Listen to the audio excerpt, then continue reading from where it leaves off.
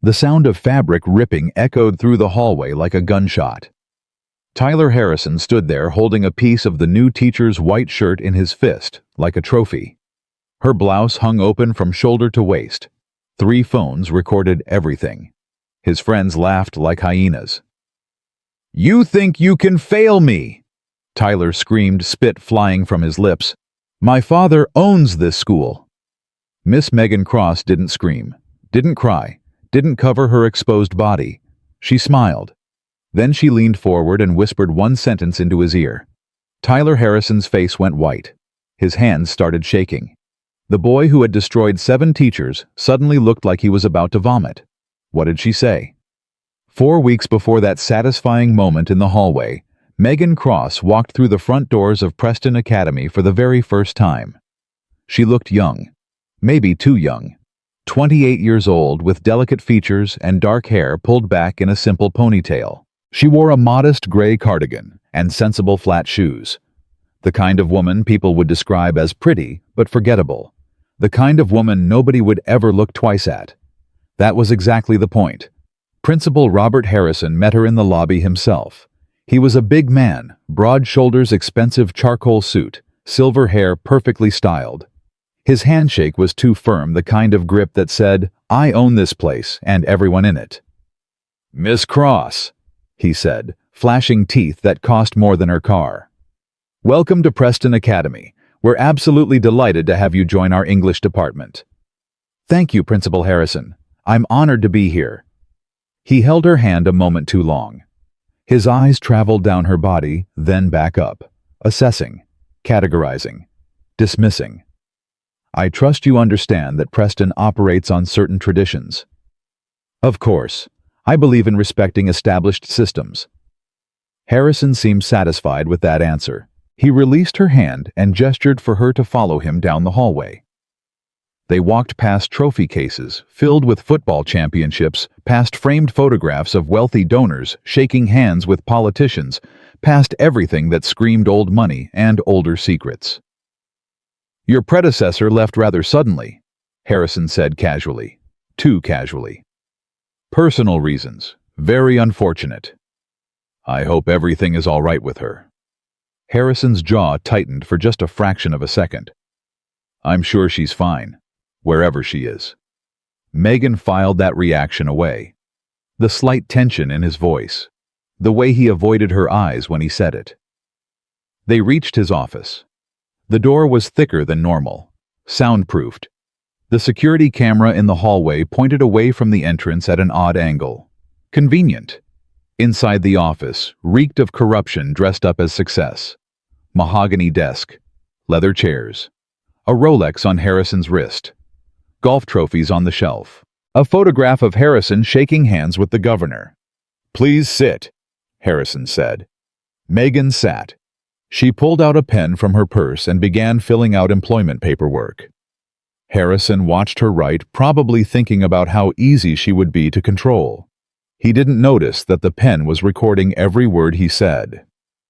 "I should mention," Harrison said, leaning back in his chair like a king on his throne, "my son Tyler is in your 3rd period AP Literature class." "Oh, he's our star quarterback. Stanford is very interested in him. Very interested." Megan looked up from the paperwork. "That's wonderful." "Yes. It would be unfortunate if anything interfered with his future." Harrison's smile didn't waver, but his eyes went cold. "His grades need to remain competitive." There it was. Not even trying to be subtle. The threat wrapped in silk delivered before she'd even taught her first class. "I understand completely," Megan said, keeping her voice soft, submissive. "I'm sure Tyler is an excellent student." Harrison smiled. A real smile this time. The smile of a man who thought he'd already broken her. "I think you're going to fit in just fine here, Miss Cross." He had no idea who he was really talking to. That night in a small apartment across town, Megan sat in front of 3 computer monitors. The modest furniture and teacher-appropriate decorations were just a cover. Behind a false wall panel was equipment that would make most federal agents jealous. She typed a message into an encrypted terminal. Initial contact successful. Primary target confirms pattern. Son mentioned as leverage point. Proceeding with Phase 1. The response came 30 seconds later. Understood. Background confirmed. Robert Harrison, 54. Principal for 12 years. Estimated embezzlement, $4.7 million from federal education funds. Shell companies traced to Cayman Islands. Son Tyler Harrison, 18 senior. Multiple harassment complaints, all buried. 7 teachers terminated or resigned in 3 years, all connected to conflicts with Tyler Harrison. Megan read the file again. Sarah Mitchell.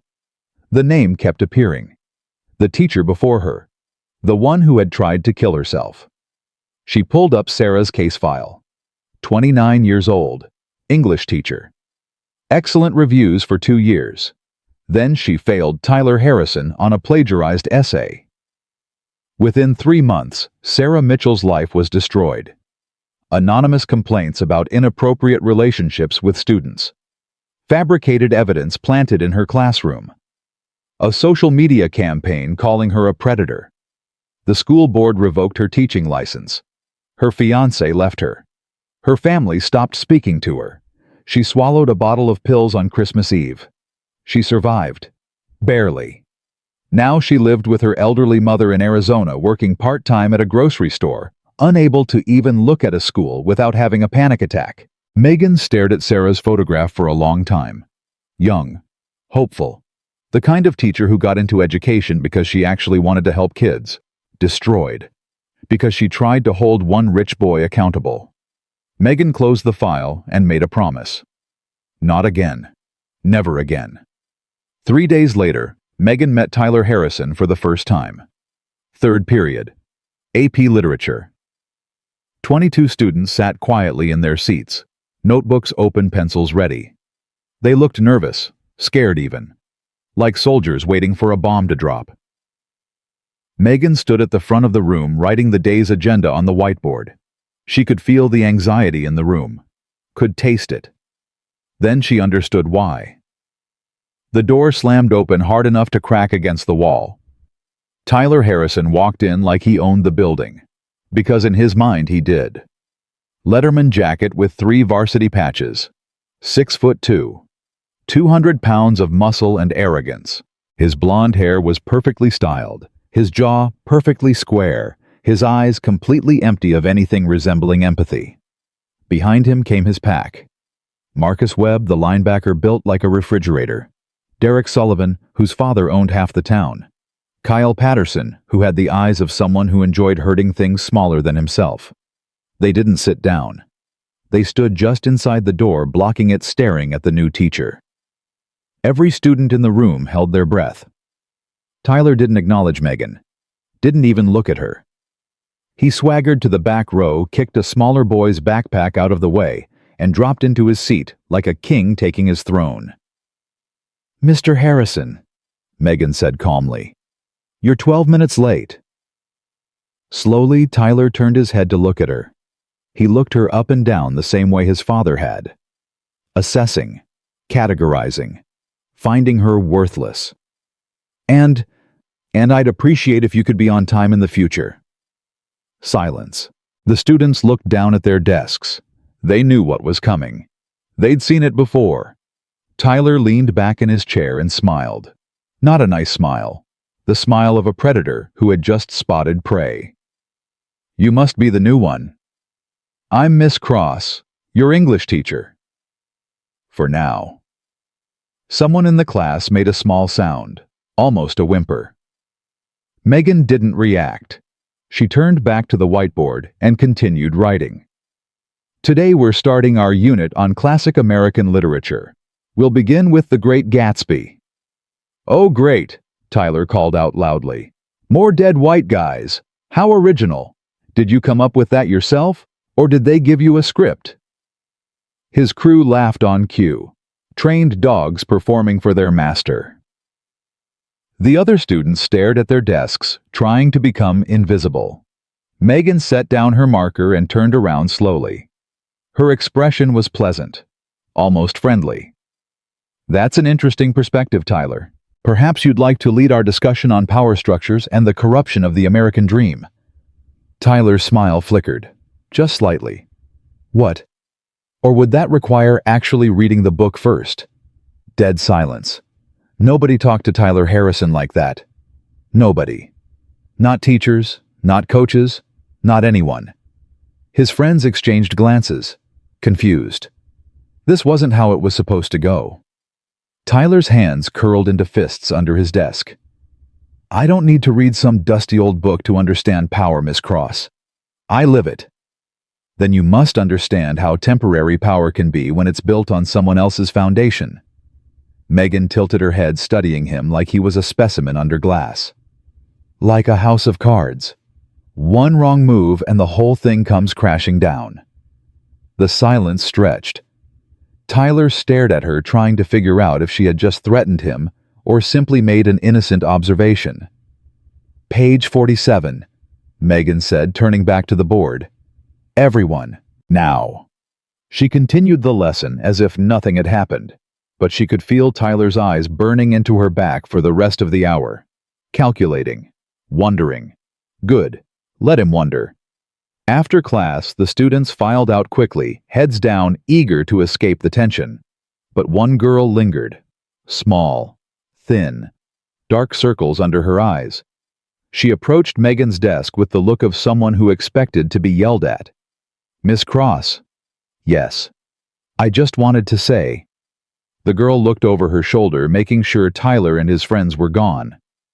What you did was really brave, standing up to him like that. I was just doing my job. Nobody does their job when it comes to Tyler. The girl's voice cracked. My brother tried once. He reported Tyler for cheating last year. 2 weeks later, someone posted a video online saying my brother was a drug dealer. It was fake, but it didn't matter. He got expelled. Nobody believed him. What's your name? Emma. Emma Chen. Is your mother Mrs. Chen, the chemistry teacher? Emma nodded, her eyes filling with tears. Mom says you need to be careful. She says they destroy anyone who fights back. Please don't let them destroy you too. She hurried out before Megan could respond. Megan sat alone in the empty classroom for a long time, thinking about Emma Chen. About her brother. About Sarah Mitchell. About all the people the Harrisons had crushed under their heels. Her phone buzzed. A message from an unknown number. You're dead, bitch. Megan smiled. Saved the message. Added it to the evidence file. Phase 1 complete. The next day, Mrs. Linda Chen cornered Megan in the copy room. Linda was 53 years old with gray hair and eyes that had seen too much. She grabbed Megan's arm with surprising strength and pulled her away from the copy machine. Miss Cross, we need to talk. Of course, Mrs. Chen. What's wrong? You're what's wrong. Linda's voice was barely above a whisper. What you did yesterday. Talking back to Tyler like that. Everyone's talking about it. I was just teaching my class. You were painting a target on your back. Linda looked around nervously, making sure they were alone. You don't understand how things work here. Then explain it to me. Linda was quiet for a moment. Then she spoke, her voice hollow. 7 teachers, Miss Cross. 7 in 3 years. All of them tried to hold Tyler accountable. All of them ended up destroyed.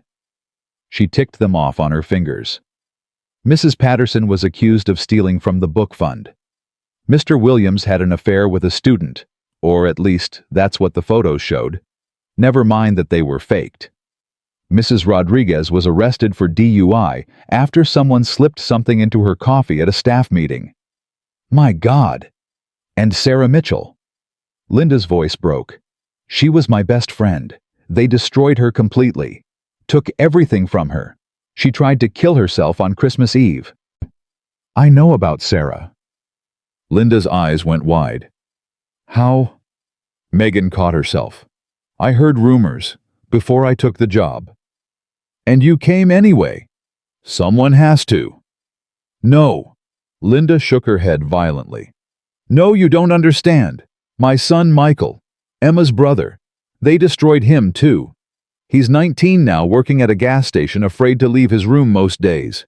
They took his future because he reported Tyler for cheating on one test. Tears streamed down her face. I can't save him. I couldn't save Sarah. I couldn't save any of them. But maybe I can save you. Please, just give Tyler his grades. Look the other way. Survive. Like you have. Linda flinched like Megan had slapped her. You think I don't hate myself every single day? You think I don't know I'm a coward? She wiped her eyes angrily. I have Emma to think about.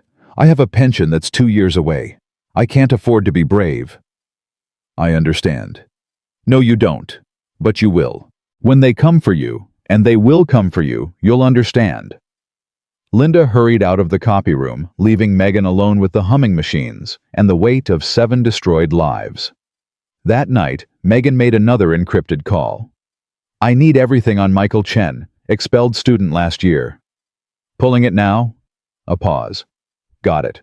Michael Chen, age 19, honor student, reported Tyler Harrison for plagiarism in November. By January, video surfaced online allegedly showing him selling drugs. Video was manipulated. Our analysts confirmed it within an hour. School expelled him anyway. Police investigated, but dropped charges when they realized the video was fake. By then, the damage was done. Where is he now? Lives with his mother and sister, works at a gas station, diagnosed with severe anxiety and depression. Hasn't been able to hold a job for more than 3 months since the incident. Megan closed her eyes. 19 years old. Life destroyed before it even started. Add him to the victim list. When this goes to trial, I want every single person the Harrisons hurt to have a chance to testify. Understood. How's the infiltration going? They're starting to circle. Should have something concrete within the week. Be careful, Megan. These people are more dangerous than they look. I'm counting on it. 1 week after Megan's arrival, Tyler Harrison decided to test her. He walked into class 15 minutes late, dropped a paper on her desk, and smirked. There's my essay, Miss Cross. I even did it early. You should be impressed. Megan looked at the paper. The Great Gatsby Themes of Wealth and Corruption. 5 pages. Perfectly formatted. She knew immediately it was plagiarized. The writing style was too sophisticated, the vocabulary too advanced.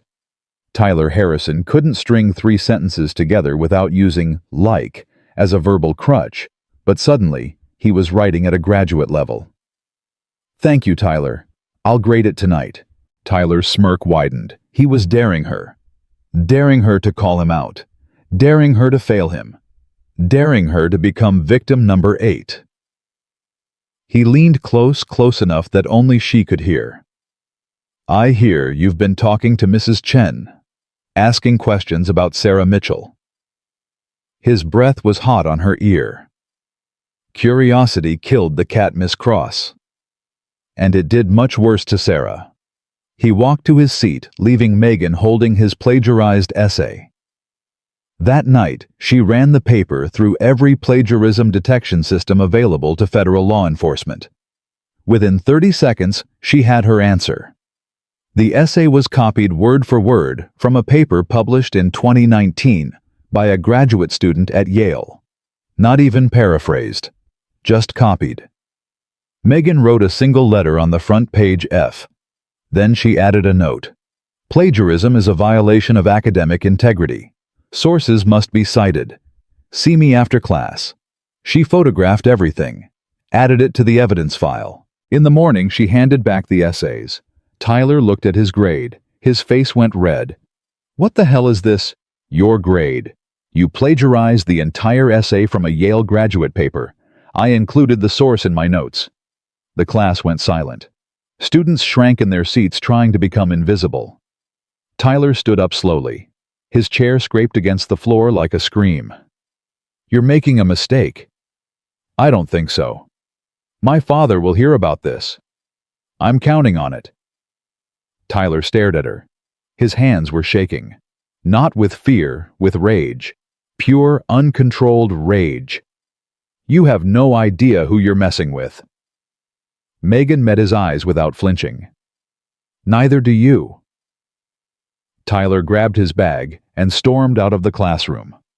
His crew followed, shooting Megan looks of pure hatred. When they were gone, Emma Chen raised her hand timidly. "Miss Cross, are you okay?" Megan smiled. "I'm fine, Emma. Now where were we? Page 53, everyone." She continued the lesson as if nothing had happened. But she knew the war had just begun. 3 hours later, Megan walked out to the parking lot to find her car destroyed. Red spray paint covered every inch. "Whore, bitch, dead." A crude drawing of a woman hanging from a noose. All 4 tires slashed, the windshield smashed. A group of students stood nearby watching, filming. Megan walked to her car slowly. She took out her phone and photographed everything. Every angle, every word, every threat. Then she turned to the watching students. "Did anyone see who did this?" Silence. Averted eyes. Fear. "That's what I thought." She called a tow truck and waited calmly by the side of the road. An hour later, she was in Principal Harrison's office. "Miss Cross?" Harrison shook his head sadly. "What a terrible thing to happen. On school property, no less." "Yes, terrible. I've already asked our security team to review the footage." "And what did they find?" Harrison's expression flickered. "Unfortunately, the cameras in that section of the parking lot were experiencing technical difficulties yesterday. Very unfortunate timing." "That is unfortunate. These things happen." Harrison leaned forward, his mask of concern slipping into something harder. "I have to say, Miss Cross, I'm concerned about the tension between you and Tyler. Several students have reported that you've been targeting him unfairly in class. I gave him the grade his work deserved. His work or your opinion of him? His paper was plagiarized, word for word from a published source. I have documentation." Harrison waved his hand dismissively. "Students make mistakes. A first offense usually warrants a warning, not a failing grade. Your school policy states that plagiarism results in automatic failure of the assignment. Policies are guidelines, Miss Cross. They require interpretation." "Not in my classroom." The room went cold. Harrison stood up slowly. He walked around his desk until he was standing directly over her chair, using his height, his power, his authority. "Let me be very clear with you," he said quietly. "My son is going to Stanford. He is going to play football. He is going to have the future he deserves. And if you continue to interfere with that, I will make sure you never teach anywhere again. Not in this state, not in this country. Do you understand me?" Megan stood up, refusing to be intimidated. "Are you threatening me, Principal Harrison? I'm educating you about reality, about how the world works." He smiled. "Consider it a free lesson." Megan gathered her things and walked to the door. Then she stopped and turned back. "You know, I was reviewing the school budget yesterday. The federal grant allocations for the past 12 years. I noticed some interesting discrepancies, numbers that don't quite add up." Harrison went very still. For example, the Title I funding for underprivileged students. According to federal records, this school received $4.7 million over the past decade. But according to your internal records, only about half of that was actually spent on programs. Megan tilted her head. "I wonder where the rest went." The color drained from Harrison's face. "Who are you?" Megan smiled sweetly. "Just a curious teacher with a head for numbers. Have a good day, Principal Harrison." She left him standing there, frozen, the blood draining from his face like water from a broken glass. That night, Tyler Harrison and his crew followed Megan home. She saw the black pickup truck in her rearview mirror. 3 boys inside, Tyler driving. They weren't even trying to be subtle. She led them on a careful route through town, making sure they saw where she lived, what car she drove, how alone she was. They thought they were hunting her. They had no idea she was leading them exactly where she wanted them to go. In her apartment, Megan made a secure call. "They're escalating faster than expected. Vandalism threats surveillance." "Good. The faster they move, the more mistakes they make. Harrison knows something's wrong. I mentioned the federal funding. He almost had a stroke. Be careful, Megan. Cornered animals are dangerous. That's what I'm counting on. I need them to make a move. Something physical. Something undeniable.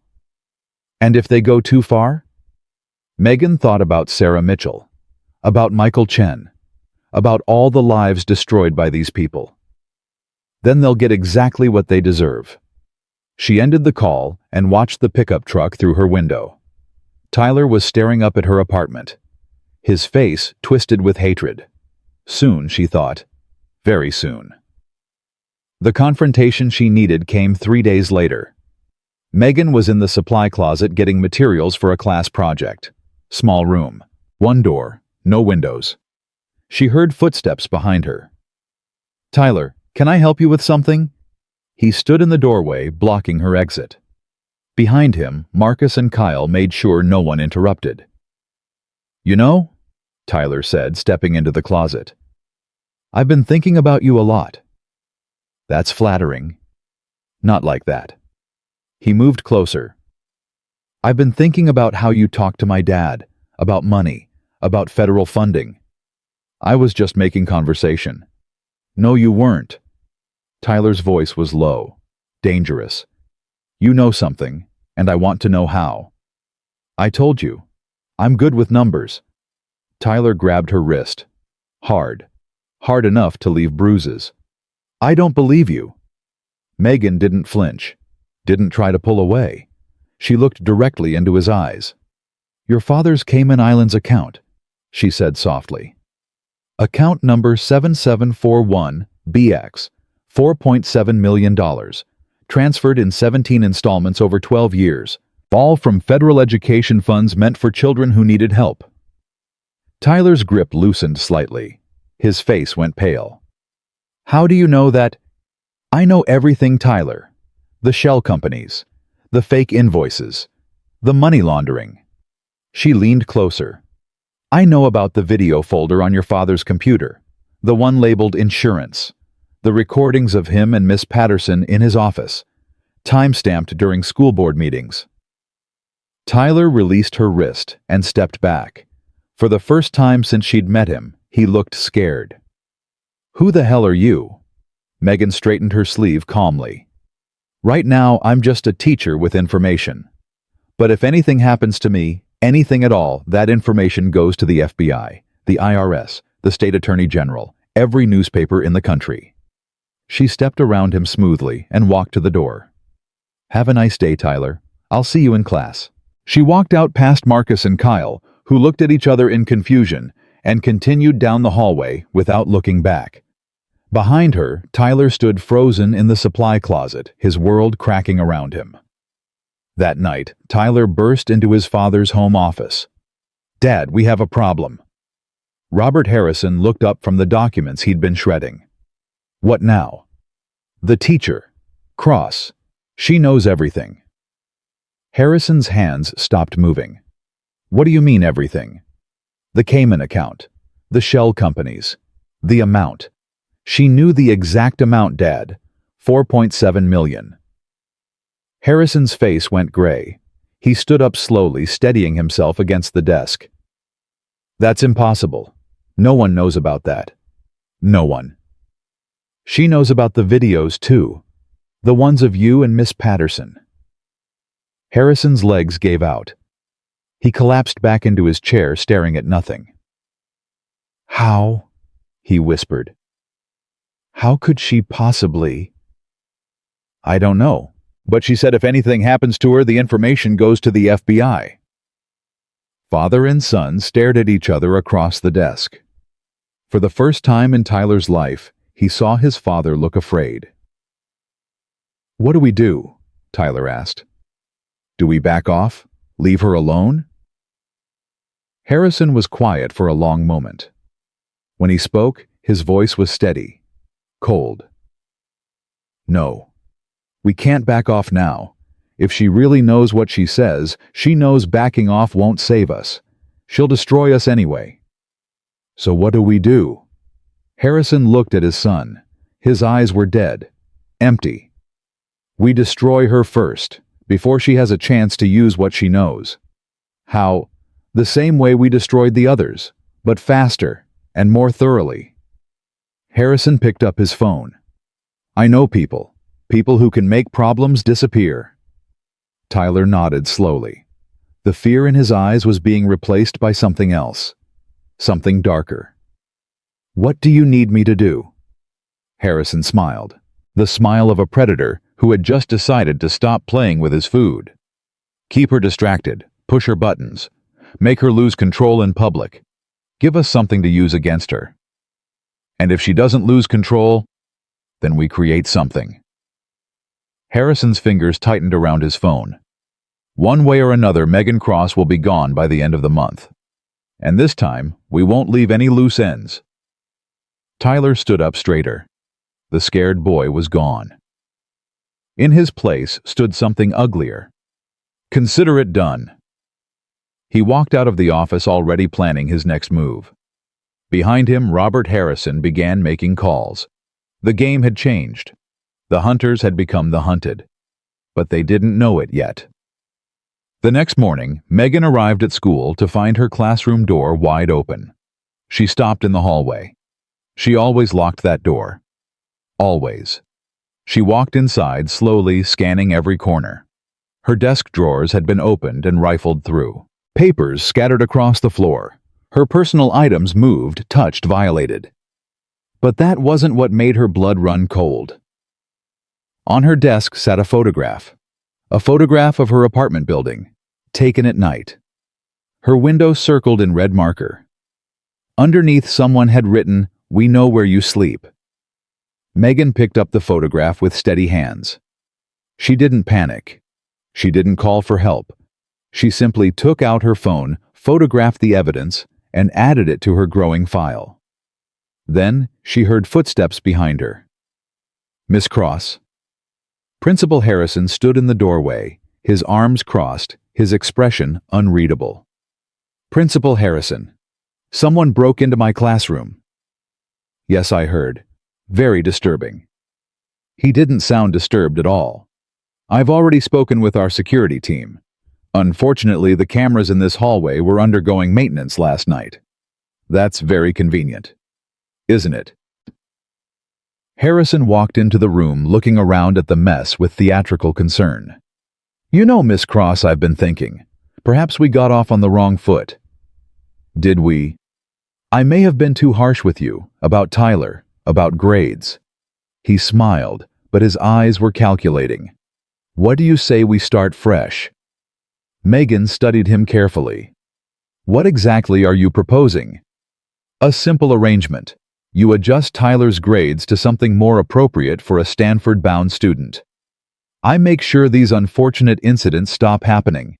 Everyone wins. And if I refuse? Harrison's smile didn't waver. Then I'm afraid I can't guarantee your safety. This is a big school. Things happen. Accidents. Misunderstandings. He stepped closer. A young woman living alone, no family nearby, no one to notice if something went wrong. It would be tragic. Megan felt the recorder in her pocket capturing every word, every threat, every admission. I'll think about it, she said quietly. Don't think too long. Harrison patted her shoulder, letting his hand linger a moment too long. I'd hate for anything to happen to such a pretty young teacher. He walked out, leaving Megan alone with the scattered papers and the photograph of her home. She waited until his footsteps faded. Then she made a call. He just threatened me directly. I have it recorded. Good. That's federal witness intimidation. We can add it to the charges. He's getting desperate, moving faster than expected. Can you hold out a little longer? We need the physical evidence to make the assault charges stick. Megan looked at the photograph on her desk, her circled window staring back at her like an eye. I can hold out, but they're going to try something soon. I can feel it. We have agents standing by. The moment you give the signal, we move. Not yet. I need Tyler to make his move. He's the key. His assault on a federal agent will bring down the whole house of cards. Be careful, Megan. These people have already destroyed 7 lives. They won't destroy mine. She hung up and began cleaning her classroom. Outside the window, she could see Tyler Harrison watching her from across the courtyard. His face was unreadable. Let him watch, she thought. Let him plan. Let him think he's in control. The trap was almost ready. That afternoon, something unexpected happened. Emma Chen approached Megan during lunch, her hands trembling, her eyes red from crying. "Miss Cross, I need to tell you something." "What is it, Emma?" "It's about Tyler and my brother." Emma looked around nervously, making sure they were alone. "I heard something last night. My mom was on the phone crying. Someone called her, threatened her." Megan's jaw tightened. "Who?" "I don't know, but they said if she keeps talking to you, if she doesn't convince you to leave, something will happen to me." Emma's voice broke. "They said they'd do to me what they did to Michael." Megan pulled Emma into an empty classroom and closed the door. "Emma, listen to me carefully. Nothing is going to happen to you, I promise." "You can't promise that. You don't know what they're capable of." "Yes, I do. I know exactly what they're capable of." Megan grabbed Emma's shoulders gently. "But I also know something they don't. They're not going to get away with this. Not this time." "How can you be so sure?" Megan hesitated. She had spent weeks maintaining her cover, never revealing her true identity to anyone. But looking at this terrified girl, looking at another victim of the Harrison family's cruelty, she made a decision. "Can you keep a secret?" "Emma? A really important secret." Emma nodded slowly. Megan reached into her pocket and pulled out her badge. Emma's eyes went wide. "Oh my God!" "I'm not really a teacher. I'm a federal agent. I've been undercover for 4 weeks building a case against Principal Harrison and his son." You're FBI?" "Yes, and I need you to trust me. Can you do that?" Emma stared at the badge, then at Megan's face. Slowly, the fear in her eyes transformed into something else. Hope. "What do you need me to do?" "Keep acting normal. Don't tell anyone, not even your mother. I know that's hard, but if Tyler or his father find out who I really am before I'm ready, people could get hurt." "But my mom, she's so scared." "I know, and I promise when this is over, your family will be safe. Your brother's name will be cleared. Everything the Harrisons did to him will come out." Tears streamed down Emma's face. "Do you really think you can stop them?" "I don't think. I know." Megan handed Emma a tissue. "Now dry your eyes and go back to class. And remember, not a word to anyone." Emma nodded, wiping her face. At the door, she turned back. "Miss Cross, I mean, Agent Cross?" "Just Megan is fine. Thank you for being brave enough to fight back." She slipped out, leaving Megan alone with the weight of a promise she intended to keep. 2 days later, Tyler Harrison made his next move. It was Thursday, 7:47 p.m. Megan was grading papers in her classroom when the fire alarm went off. She grabbed her things and headed for the exit following procedure. But when she reached the hallway, she found it empty. No students, no teachers, just silence and the blaring alarm. Then the lights went out. Megan's training kicked in immediately. She pressed her back against the wall, scanning the darkness for movement. Footsteps, multiple sets, coming from both directions. "Miss Cross," Tyler's voice echoed through the dark hallway. "We need to talk." "I don't think so." "You don't have a choice." Flashlights clicked on. Tyler stood at one end of the hallway, Marcus and Kyle at the other. She was trapped between them. "Your father's threats didn't work," Tyler said, walking closer. "So we decided to try a different approach." "And what approach is that? The direct one?" Tyler cracked his knuckles. "See, we figure maybe you need some motivation to reconsider your position here.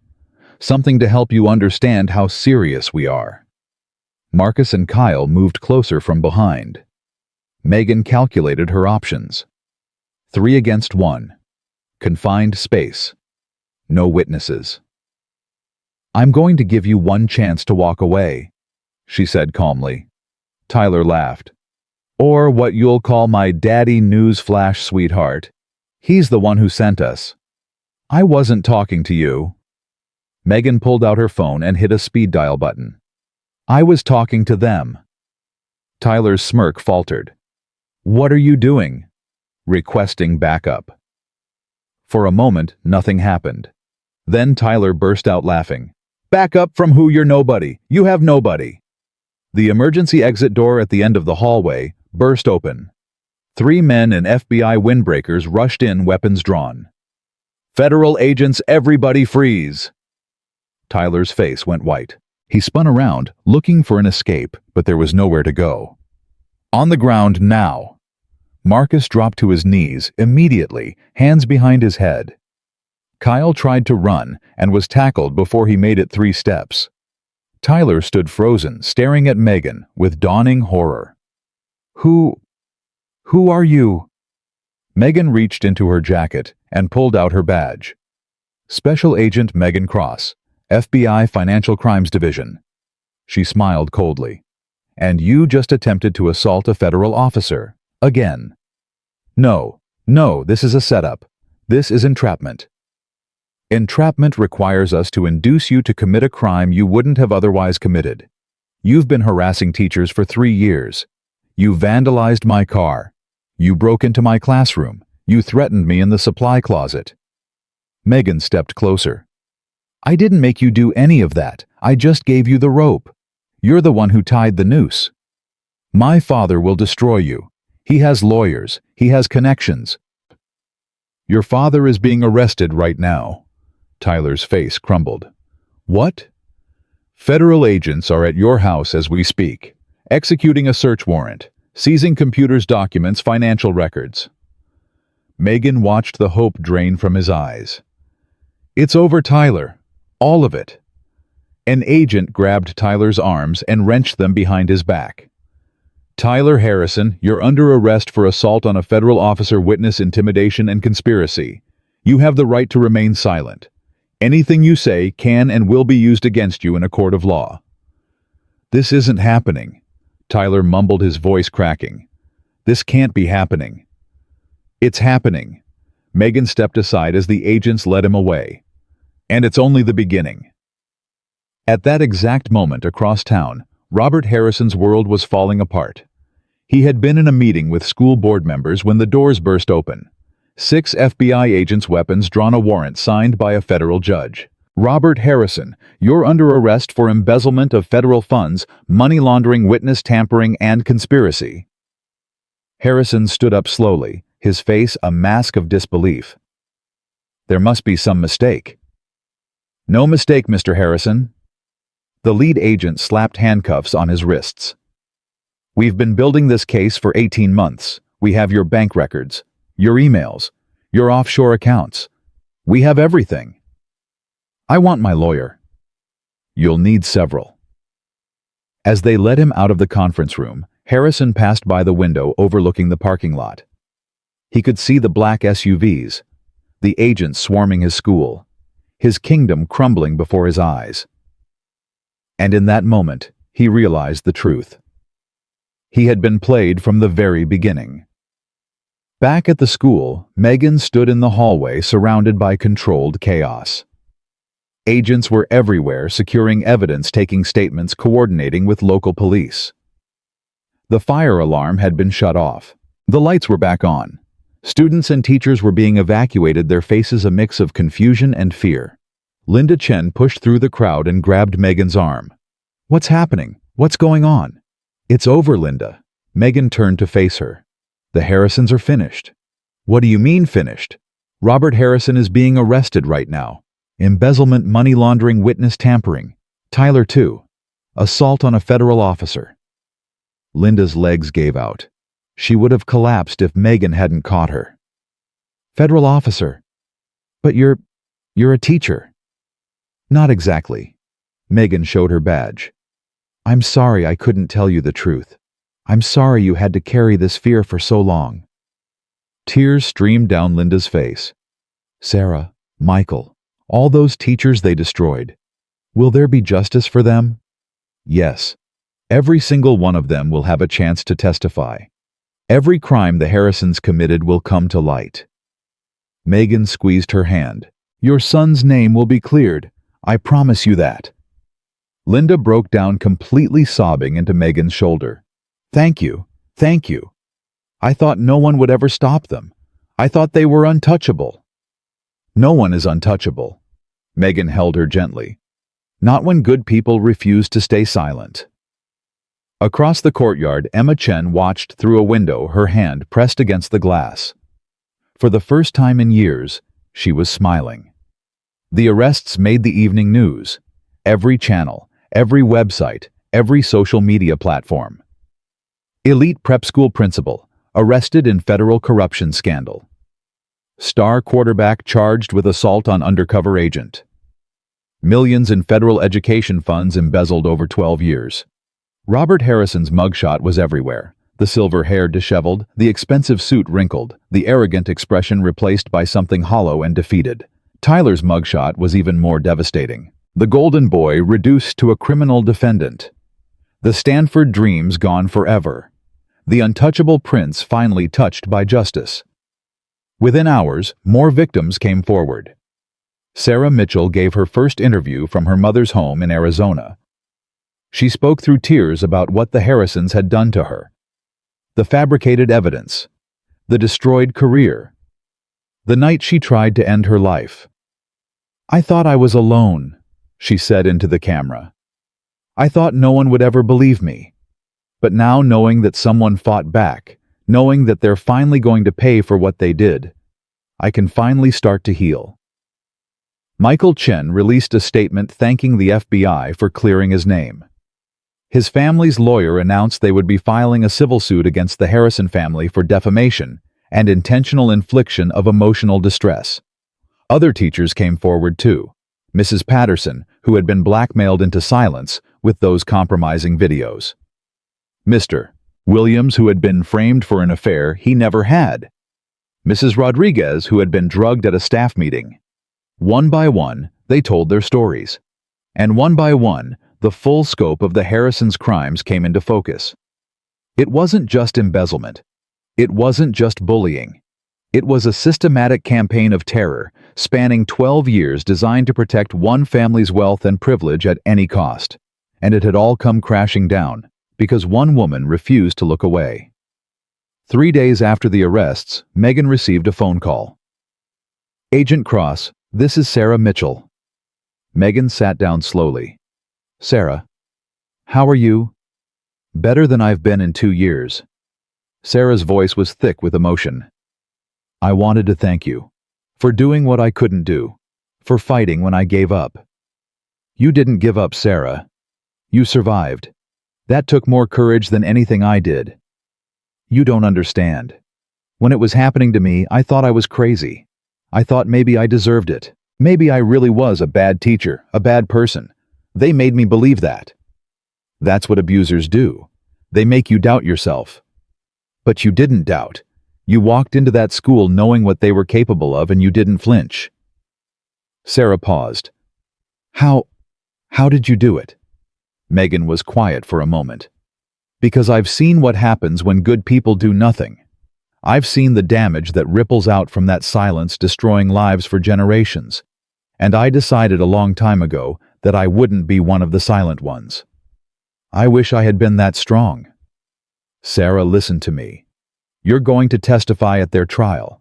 You're going to stand up in front of a jury and tell the world what they did to you. That takes strength. That takes courage. And when you do it, you're going to help make sure they never hurt anyone again. Sarah was crying now. Will you be there at the trial? I'll be the first one on the witness stand. Megan smiled. And when Robert Harrison looks at me from that defendant's table, I want him to remember the quiet little teacher he thought he could bully into submission. Thank you, Agent Cross, for everything. Call me Megan. And thank yourself. You survived. You came forward. You're a warrior, Sarah. Don't ever forget that.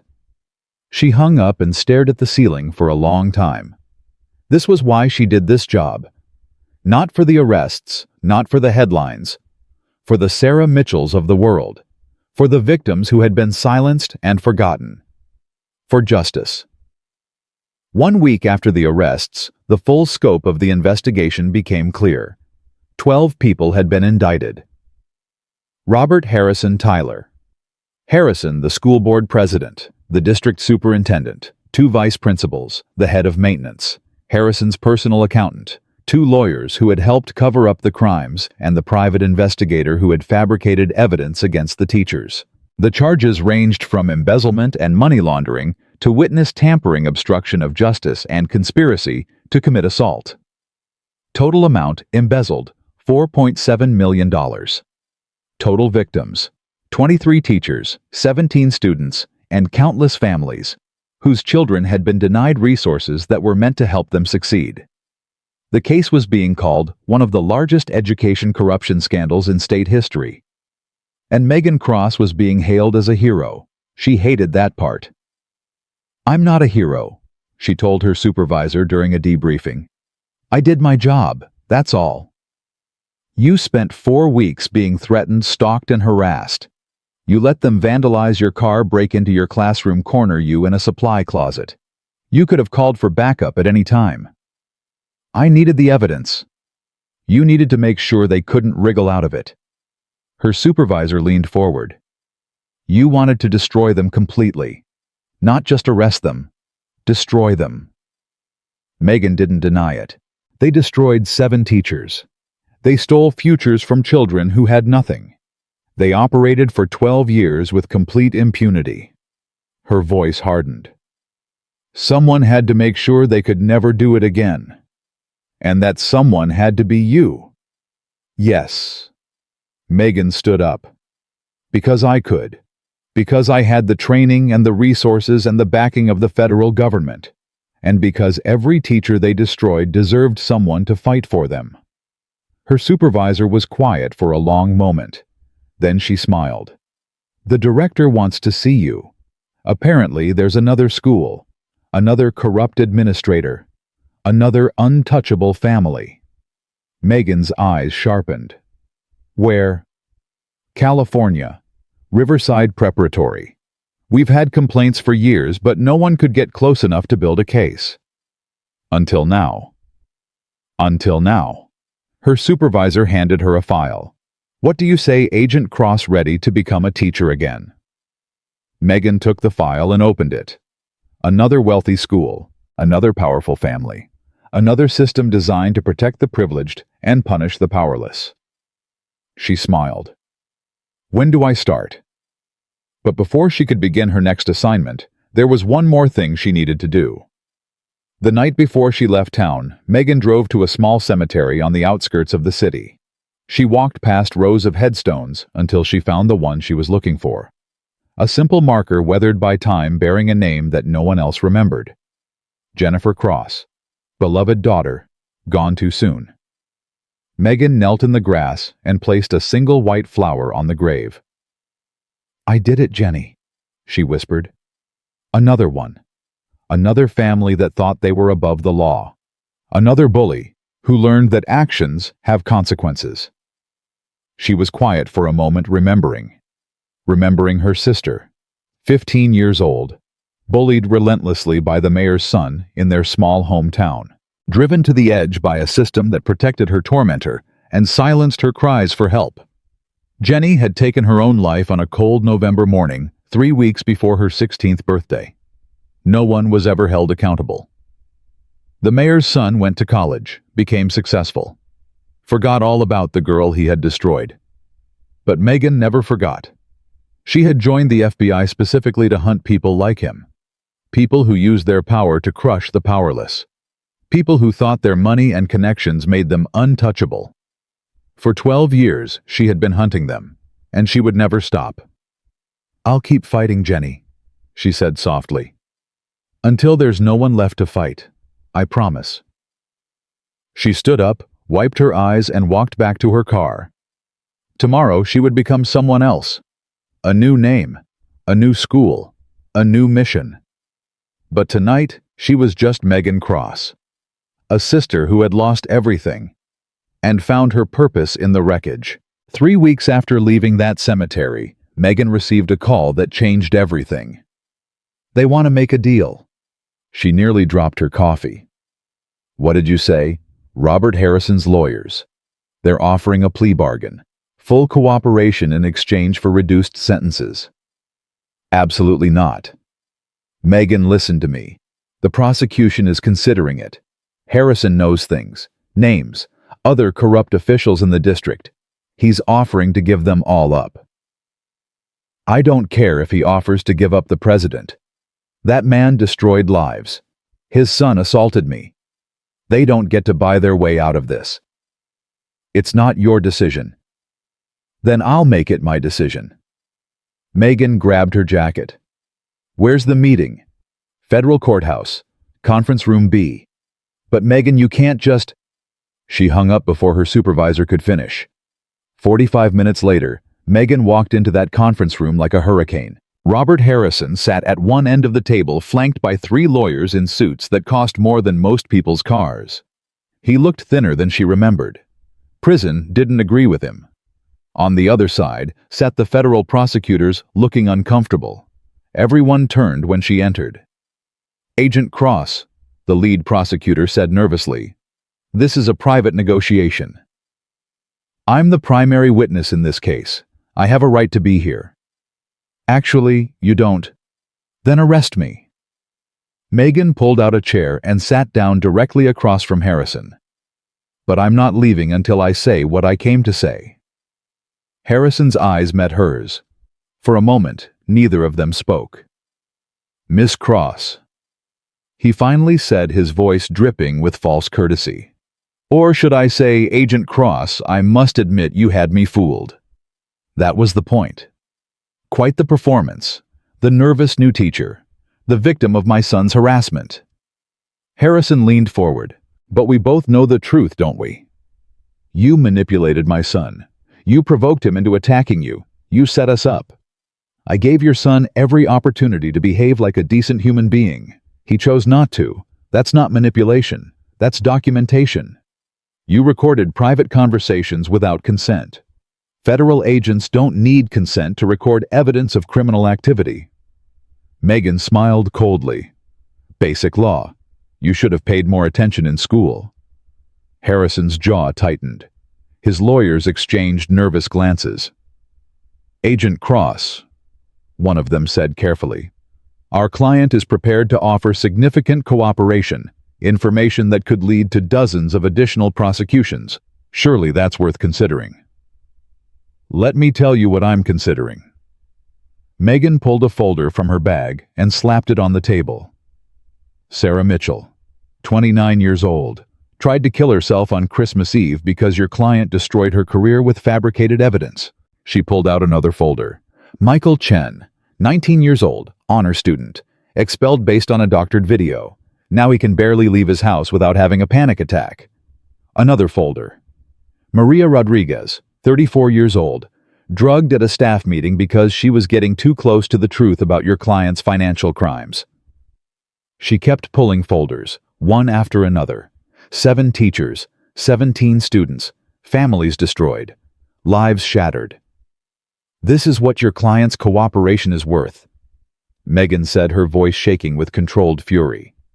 This is what he did with 12 years of impunity, and you want me to consider a deal? The room was silent.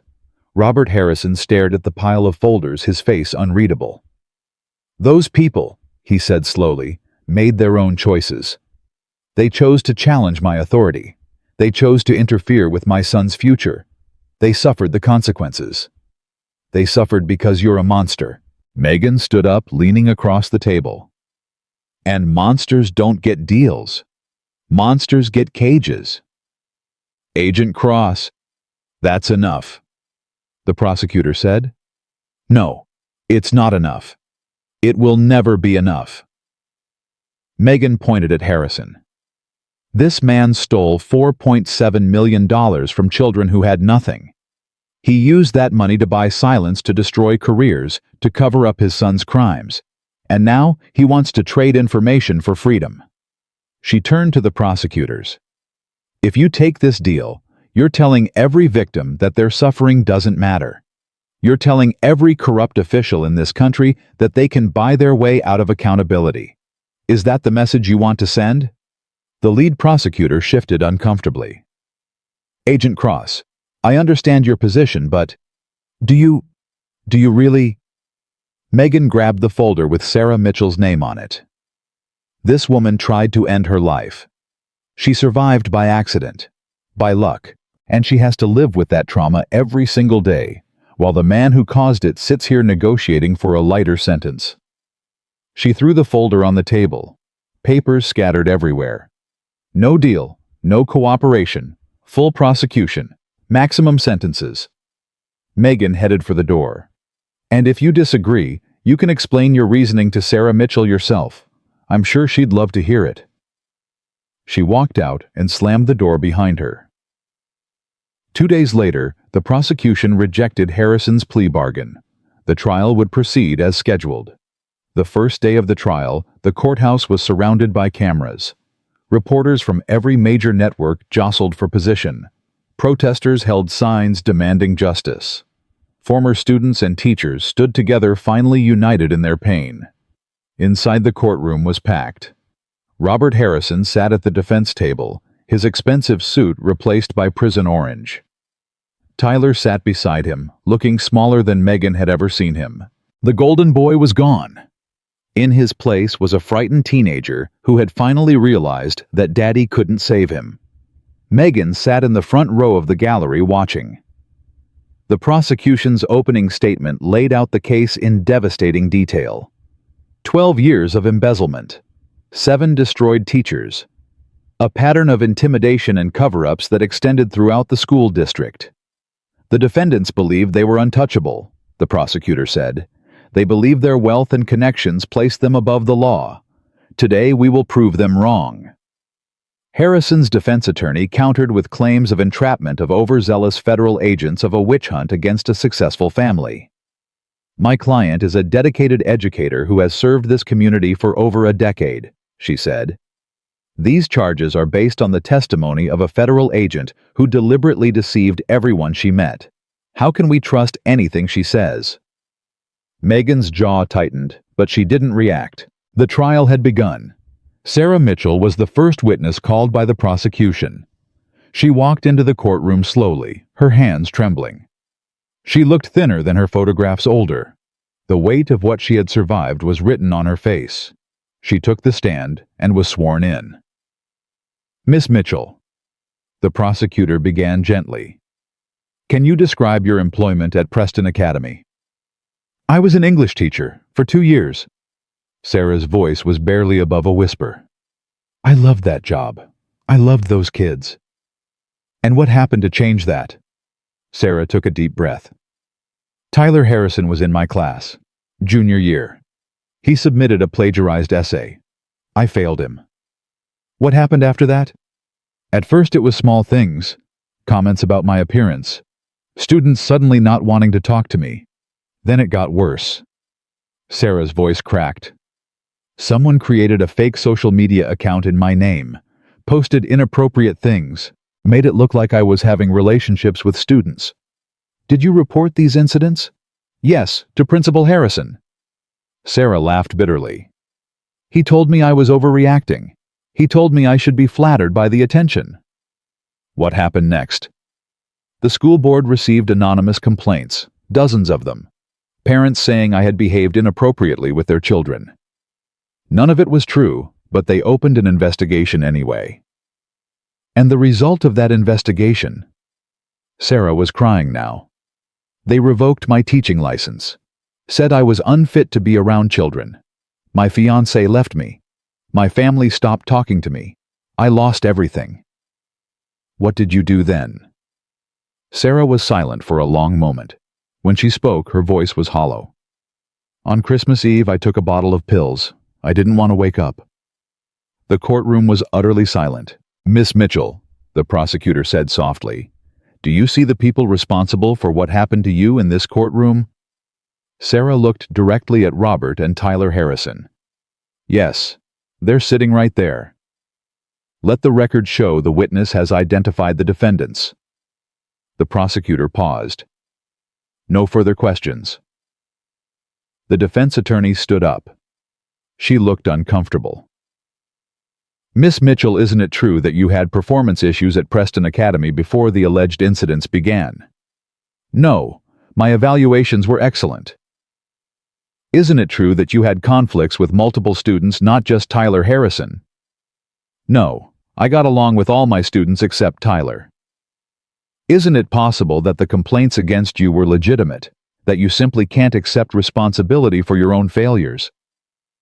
Sarah stared at the defense attorney with hollow eyes. I tried to kill myself. Does that seem like someone who's avoiding responsibility? The defense attorney had no response. No further questions. Sarah stepped down from the stand. As she passed the defense table, she stopped and looked at Tyler Harrison. I hope you remember my face, she said quietly. I hope you see it every night when you close your eyes, because I'll never forget what you did to me. Tyler looked away. His hands were shaking. The trial continued for 3 weeks. Witness after witness took the stand. Teachers who had been fired, students who had been expelled, accountants who had discovered the financial irregularities and been threatened into silence. The evidence was overwhelming. Bank records, emails, phone recordings, video footage. But the most devastating testimony came from an unexpected source. Day 12 of the trial, the prosecution called their final witness. The people called Tyler Harrison to the stand. A gasp rippled through the courtroom.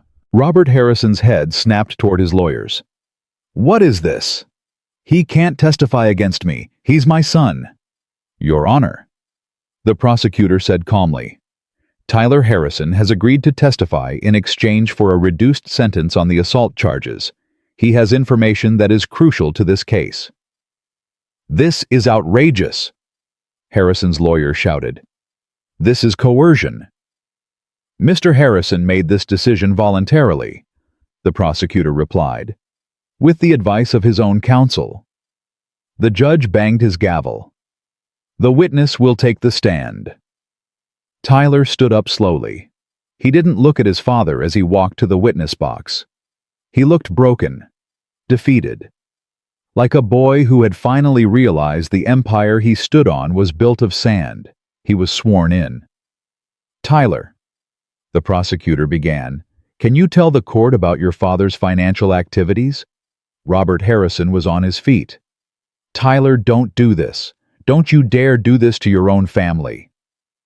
Mr. Harrison, sit down, or you will be removed from this courtroom, the judge warned. Tyler, I'm your father. I've given you everything. Everything. Tyler finally looked at his father. There were tears in his eyes. You gave me everything except a conscience, Dad. His voice was barely audible. And now I have to live with what I've become. Tyler, I knew about the money. Tyler turned back to the prosecutor. I knew about all of it. The offshore accounts, the shell companies, the fake invoices. Dad used to brag about it at dinner. How he was smarter than everyone else. How no one would ever catch him. Did you participate in any of these activities? I helped sometimes, running errands, delivering documents. I didn't understand what I was doing at first. But by the time I was 16, I knew. Tyler wiped his eyes. I knew we were stealing from kids who had nothing. And I didn't care, because Dad said they didn't matter. He said only winners mattered. And the teachers your father targeted? Did you know about that too? Yes. Tyler's voice broke completely. Sarah Mitchell. She was nice to me. She really tried to help me with my writing. And when I plagiarized that essay, she gave me a chance to redo it. No punishment. Just a second chance. What happened? I told my dad. I told him she was being difficult. And he said, don't worry, he'd take care of it. Tyler was sobbing now. I didn't know what he meant. I didn't know what he was going to do. But when I found out, when I saw what happened to her, I should have stopped it. I should have said something. Why didn't you? Tyler looked at his father one last time. Because I was scared of him. I've always been scared of him. Everyone is scared of him. He turned away. But I'm not scared anymore. I'm just tired. I'm so tired of being the person he made me. Robert Harrison sat motionless, staring at his son with an expression of pure betrayal. The prosecutor had no further questions. The defense had nothing to say. Tyler Harrison stepped down from the stand, and as he passed, his father, Robert, grabbed his arm. "You've destroyed us," he hissed. "You've destroyed everything I built." Tyler pulled his arm free. "No, Dad. You destroyed us a long time ago. I'm just finally telling the truth about it." He walked out of the courtroom without looking back. The jury deliberated for less than 4 hours. When they returned, the foreman stood with a piece of paper in his hands. "On the charge of embezzlement of federal funds, we find the defendant Robert Harrison guilty. On the charge of money laundering, we find the defendant Robert Harrison guilty. On the charge of witness tampering, we find the defendant Robert Harrison guilty. On the charge of conspiracy to commit assault, we find the defendant Robert Harrison guilty. Guilty, guilty, guilty. On every single count." Robert Harrison sat motionless as the verdicts were read. His face was gray. His hands were shaking. The emperor had finally been stripped of his clothes. The judge scheduled sentencing for the following month. "Mr. Harrison, you will be remanded to federal custody until that time." The judge's voice was cold. "Given the severity of your crimes and the number of lives you've destroyed, I see no reason to grant bail." As the marshals led him away, Harrison turned and looked at Megan. "This isn't over," he said quietly. "You think you've won, but you haven't. People like me don't lose, not permanently." Megan stood up. "People like you always think that, and people like you are always wrong." She smiled. "Enjoy prison, Robert. I hear the food is terrible." He was dragged away, still shouting threats that no one was listening to anymore. Tyler Harrison received his sentence 2 weeks later. Because of his cooperation and his testimony against his father, the judge showed leniency. 5 years in a federal facility, eligible for parole in 3. As he was led out of the courtroom, Tyler stopped in front of Megan. "I'm sorry," he said quietly, "for what I did to you. For all of it." Megan studied his face for a long moment. "Sorry doesn't give Sarah Mitchell her life back. Sorry doesn't erase what your father did to Michael Chen. Sorry doesn't undo 12 years of stolen futures." Tyler flinched. "I know, but it's all I have." "Then use these 5 years to become someone who deserves forgiveness. Because right now, you don't." He nodded slowly and let the marshals take him away. Robert Harrison's sentencing was a different matter entirely. The courtroom was packed, every seat filled, cameras everywhere. The judge looked down at Harrison with undisguised contempt. "Mr. Harrison, in my 30 years on the bench, I have never seen a more systematic, deliberate, and callous pattern of corruption. You stole millions from children who needed help. You destroyed the careers of innocent people. You enabled your son's violence and covered up his crimes." Harrison said nothing. His lawyers had advised him not to speak. "You believed your wealth and position made you untouchable. You believed you could buy your way out of any consequence. You were wrong." The judge picked up his gavel. "Robert Harrison, I hereby sentence you to 35 years in federal prison. You will be eligible for parole after serving a minimum of 25 years. Given your age, it is likely you will die behind bars." Harrison's face crumpled.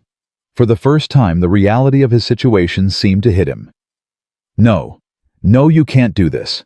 I have rights. I'll appeal." "You are welcome to appeal, but let me be clear." The judge leaned forward. "Every court in this country has seen the evidence against you. Every judge has read the testimony of your victims. There is no appeals court that will save you from the consequences of your own actions." He banged the gavel. "Court is adjourned." As the marshals led Harrison away for the final time, he passed by Megan. "You did this," he whispered. "You destroyed my family. You took everything from me." Megan looked at him with no sympathy, no pity, nothing but cold satisfaction. "No, Robert. I just held up a mirror. You're the one who created the monster you saw." He was dragged away screaming broken finished. And Megan Cross watched him go, with the ghost of her sister standing beside her. That night, Megan returned to the cemetery. She knelt by Jenny's grave, the same white flower in her hands. "It's done, Jenny. He's going to die in prison. His son is locked up. Every single person who helped them is facing charges." She placed the flower gently on the headstone. "It won't bring you back. I know that. Nothing will bring you back. But maybe now you can rest. Maybe now we both can." She sat there for a long time watching the sun set. Her phone buzzed. A message from her supervisor. "The file on Riverside Preparatory is ready. When can you start?" Megan looked at her sister's name carved in stone. "Not yet," she whispered. "Soon, but not yet." She typed a response. "Give me 1 week. I need to say goodbye to some people first." Then she put away her phone and stayed with Jenny until the stars came out.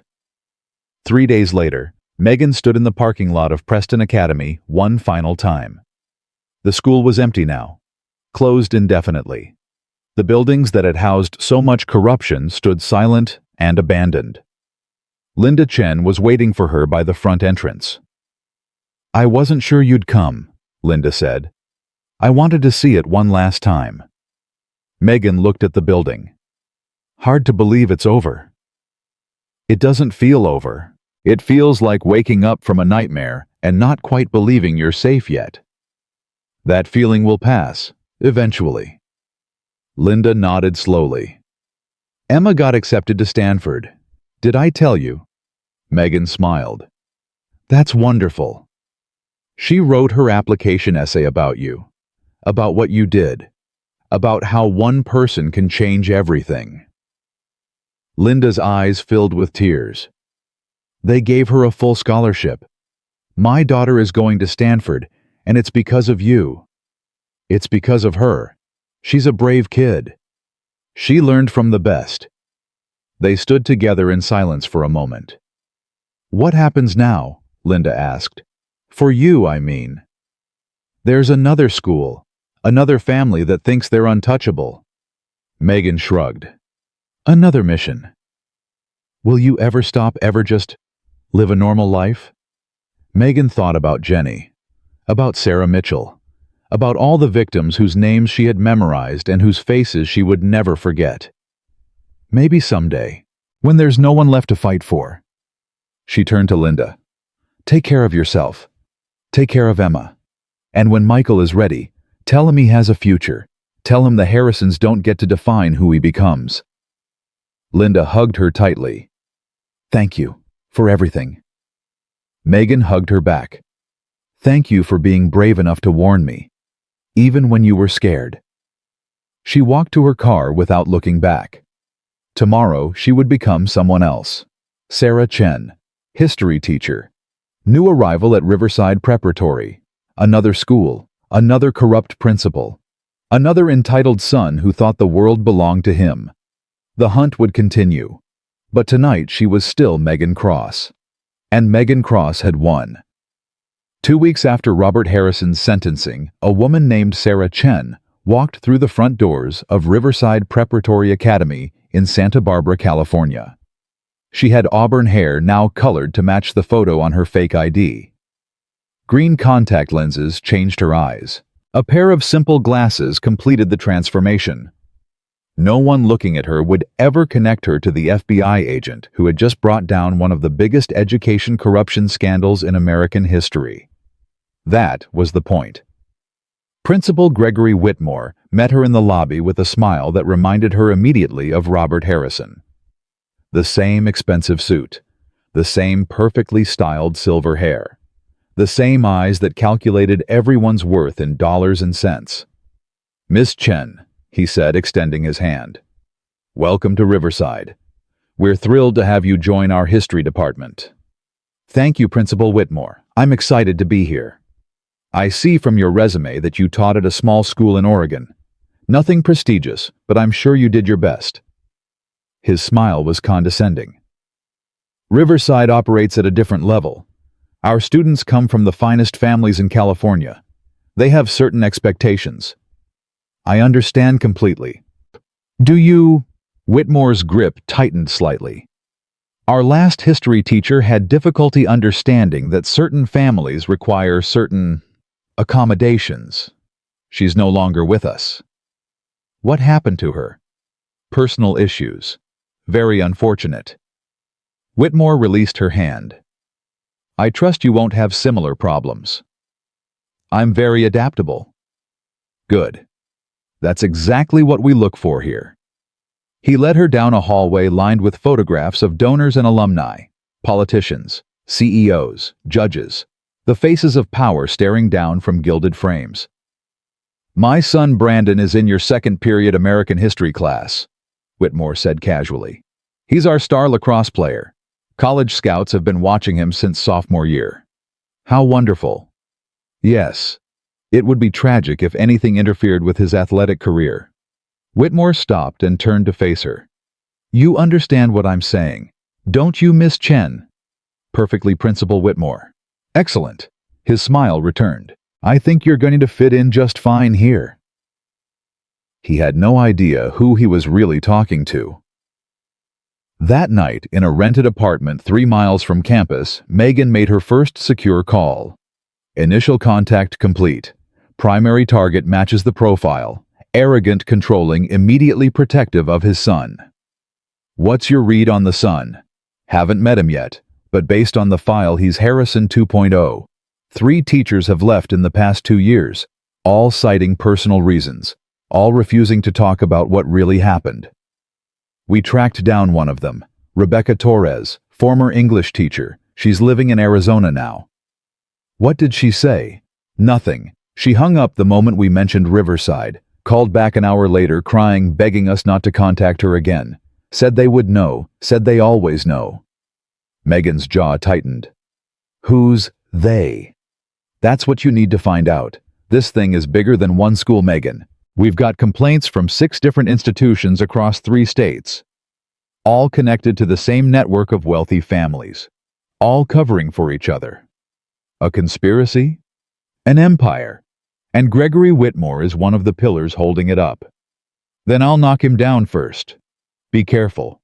These people learned from the Harrison case. They know federal agents go undercover. They'll be watching you. Let them watch. I've done this before. That's exactly what worries me. Megan ended the call and stared at the files spread across her kitchen table. Brandon Whitmore, age 17. Lacrosse captain. 3.8 GPA that didn't match his actual academic performance. A string of complaints from female students that had been quietly buried. The more things changed, the more they stayed the same. Day 1 of teaching at Riverside started exactly like Preston Academy had. Second period. American history. 24 students from families worth billions. They sat in their seats like royalty waiting to be entertained. Megan wrote her name on the board. Good morning, I'm Miss Chen. I'll be your new history teacher. No one responded. They just stared at her with expressions ranging from boredom to contempt. The door opened. Brandon Whitmore walked in 15 minutes late. He was taller than Tyler Harrison had been, broader, more athletic. His smile was practiced charming, the smile of someone who had never heard the word no in his entire life. Mr. Whitmore, Megan said calmly. You're late. Brandon looked at her like she had spoken a foreign language. Excuse me. You're 15 minutes late to class. I'd appreciate punctuality in the future. The room went silent. Students exchanged glances. They had seen this scene before. Brandon walked slowly to her desk. He towered over her using his height the way his father had used his handshake. A display of power. Do you know who I am? You're a student who is now 16 minutes late. Please take your seat. Brandon's smile didn't waver, but something dangerous flickered in his eyes. I'm Brandon Whitmore, My father runs this school. I'm aware. Then you should be aware that I don't answer to teachers. Teachers answer to me. Megan met his gaze without flinching. In this classroom, everyone is equal. Your family name doesn't excuse tardiness or entitle you to special treatment. The silence was absolute. Brandon stared at her for a long moment. Then he laughed. A cold, hollow sound. You're new, so I'll give you a pass this time. He walked to the back of the room and dropped into his seat. But don't make the same mistake twice, Miss Chen. The last teacher who tried to be a hero is living in her car now. Is that a threat? It's a history lesson. Brandon smirked. And you're the history teacher, right? You should pay attention. Megan turned back to the board. Page 47, she said. Everyone, now. She continued the lesson as if nothing had happened, but she could feel Brandon's eyes on her back the entire time, testing, measuring, deciding how hard to push. The first battle had been fought. The war was just beginning. 3 days later, Megan found her first ally. Sophia Reyes was a junior who stayed after class to ask about extra credit opportunities. But when the other students were gone, her questions changed. Miss Chen, can I talk to you about something? Of course, Sophia. What's on your mind? Sophia looked at the door, making sure they were alone. I know you're new here, and I know you probably think you can change things, but you can't. No one can. What do you mean? Brandon Whitmore, his friends, they run this school. They do whatever they want and nobody stops them. Megan leaned against her desk. What kinds of things? Sophia's eyes filled with tears. My friend Maria. She reported Brandon for something he did at a party. Something terrible. The next week, her family's business was audited by the IRS. Her father lost his liquor license. They had to move out of state.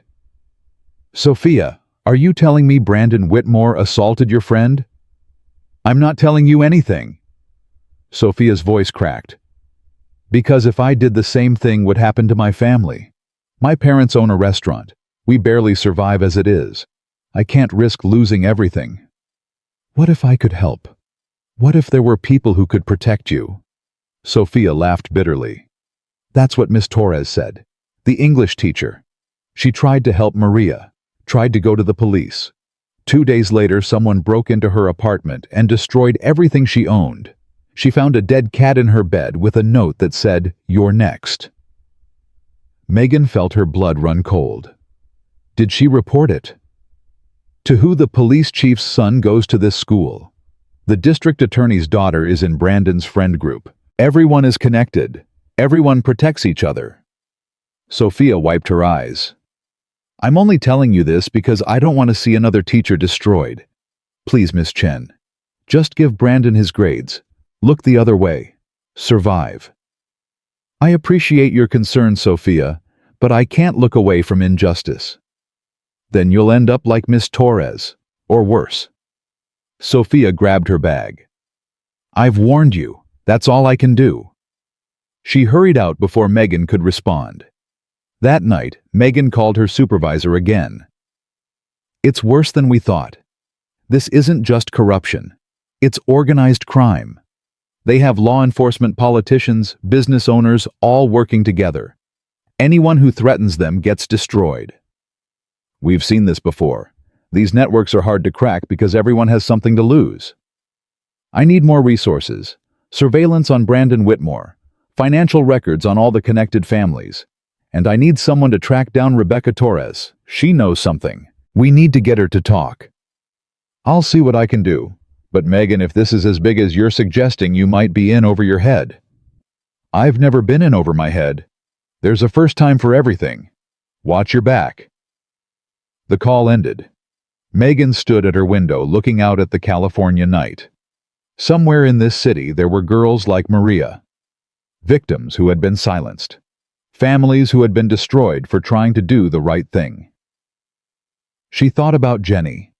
About the small town where no one had helped her. About the system that had protected her tormentors and abandoned her. Never again, she had promised. And she intended to keep that promise. 1 week into her time at Riverside, Brandon Whitmore made his first real move. Megan walked out to the parking lot after school to find a crowd gathered around her car. Students laughing, taking photos, recording videos. She pushed through the crowd. Someone had spray painted the word "liar" across her windshield in dripping red letters. Her tires were slashed. Every window was smashed. Brandon stood nearby, leaning against his BMW, watching her reaction with a satisfied smile. "Wow, Miss Chen," he called out. "Looks like someone doesn't like you very much." "Any idea who might have done this, Brandon?" "Me." He pressed a hand to his chest in mock innocence. "I was at lacrosse practice all afternoon. 20 witnesses." "I'm sure you were." "You know what I think." Brandon walked closer, lowering his voice so only she could hear. "I think this is a warning. Someone is telling you to be more careful, to remember your place." He smiled. "Smart people listen to warnings." "And what do you think I should do?" "Leave. Transfer to another school. Find a job somewhere you belong." His smile turned cruel. "Because Riverside isn't for people like you. And if you stay, things are only going to get worse." "Things are already pretty bad, Brandon. How much worse can they get?" Something dark flickered across his face. "You have no idea." He walked away, his friends laughing and high-fiving him. Megan stared at her destroyed car. Then she took out her phone and photographed everything, added it to her growing evidence file. They wanted a war. They were going to get one. 2 days later, Megan received an unexpected visitor. She was grading papers in her classroom when a woman appeared in the doorway. Mid-30s, thin, haunted eyes. Megan recognized her immediately from the FBI file. Rebecca Torres, the teacher who had tried to help Maria. "Miss Torres, don't!" Rebecca looked around frantically. "Don't say my name. Don't act like you know me." "How did you find me?" "I've been watching the school. I saw what they did to your car. I know what's coming next." Rebecca stepped inside and closed the door. "You need to leave, tonight, before it's too late." "I can't do that." "You don't understand. These people don't just destroy careers, they destroy lives, they destroy families." Rebecca's voice was shaking. "Do you know what they did to Maria's father after I tried to help her? They ruined him, lost his business, lost his house. His wife left him. He had a heart attack last year. He's 52 years old and living in a nursing home because his brain doesn't work right anymore." "I'm sorry, Rebecca, but running away won't stop them." "Nothing will stop them. They're too powerful, too connected. They have people everywhere." Rebecca grabbed Megan's arm. "I came to California thinking I could start over, but they found me. They always find you. Last month, someone broke into my apartment, left a photo of my mother's house in Ohio on my pillow. No note, just the photo." "Rebecca, what if I told you I could protect you? What if I told you there were people who could take down the Whitmores and everyone connected to them?" Rebecca laughed. It was a broken sound. "I'd say you're naive, or crazy, or both." Megan reached into her pocket and pulled out her badge. Rebecca's eyes went wide. "Oh my God!" "My name isn't Sarah Chen. I'm Special Agent Megan Cross, FBI Financial Crimes Division. I took down Robert Harrison 3 months ago. He's serving 35 years in federal prison right now." "Harrison, the principal from that school in the news?" "The same. And now I'm here to do the same thing to Gregory Whitmore and everyone who helps him." Rebecca stared at the badge. Her hands were trembling. "It's not the same. Harrison was one school, one family. The Whitmores are connected to people all over the country, politicians, judges, police commissioners. You take down one and 10 more rise up to protect the others." "Then I'll take down all of them." "You can't. One person can't fight an entire system." "I'm not alone." Megan put away her badge. "Rebecca, I need your help. I need you to tell me everything you know about what happened to Maria, everything they did to silence you, every name, every threat, every connection." "If I talk, they'll kill me. They'll kill my mother." "If you don't talk, they'll keep doing this to other people, other Marias, other teachers, other families." Megan leaned forward. You ran away because you thought you had no choice. But now you do. Help me bring them down. Help me make sure no one else has to go through what you went through. Rebecca was silent for a long moment. Tears streamed down her face. Maria was 16 years old. She finally said, her voice barely a whisper. Brandon drugged her at a party, raped her in a bedroom while his friends stood guard outside. When she tried to report it, they said she was lying, said she had been drinking, said she wanted it. Megan felt sick. Did anyone believe her? I did. I went to the police, filed a report. That night, someone broke into my apartment, destroyed everything, left a dead cat on my bed with a note that said I was next. Rebecca wiped her eyes. I went to the principal, to Whitmore himself. He said if I pursued this, he would personally make sure I never taught again. He said he had friends who could make my life very unpleasant. What did you do? I kept fighting. I contacted a lawyer, started gathering evidence. That's when they went after Maria's family, the audits, the license revocation. Her father's business collapsed in 2 months. Rebecca's voice broke. Maria called me crying, saying it was her fault, saying she should never have told anyone. 3 days later, she tried to kill herself. Is she alive? Barely. She's in a psychiatric facility in Nevada, hasn't spoken to anyone in 6 months. Her father blames himself. Her mother blames me. Rebecca looked at Megan with hollow eyes. I tried to do the right thing and I destroyed that family. Maybe if I had just stayed quiet, Maria would still be okay. Her father would still have his business. Everyone would be surviving. No. Megan grabbed Rebecca's hands. Surviving isn't living, and protecting rapists isn't peace. What happened to Maria and her family is not your fault. It's the fault of Brandon Whitmore and everyone who protects him. But I can't prove any of it. They destroyed all the evidence. The police report disappeared. The hospital records were sealed. It's my word against theirs. Not anymore. Megan pulled out a recording device. I need you to tell me everything again, on record, and then I need you to introduce me to Maria's family. Rebecca hesitated. They hate me. They blame me for everything. They blame you because they have no one else to blame. But when they find out the FBI is investigating, when they find out there's a real chance for justice, they might feel differently. And if they don't, then we find other victims. Because Maria isn't the only one. There are others. There are always others. Megan turned on the recorder. Start from the beginning. Tell me everything. Rebecca took a deep breath. And finally, for the first time in 2 years, she started talking. The next morning, Principal Whitmore called Megan into his office. Miss Chen, please sit down. Megan sat. Whitmore's office was almost identical to Harrison's. The same expensive furniture, the same trophies and photographs, the same air of untouchable arrogance. I understand there was an incident with your vehicle, Whitmore said. Someone vandalized it, smashed the windows, slashed the tires.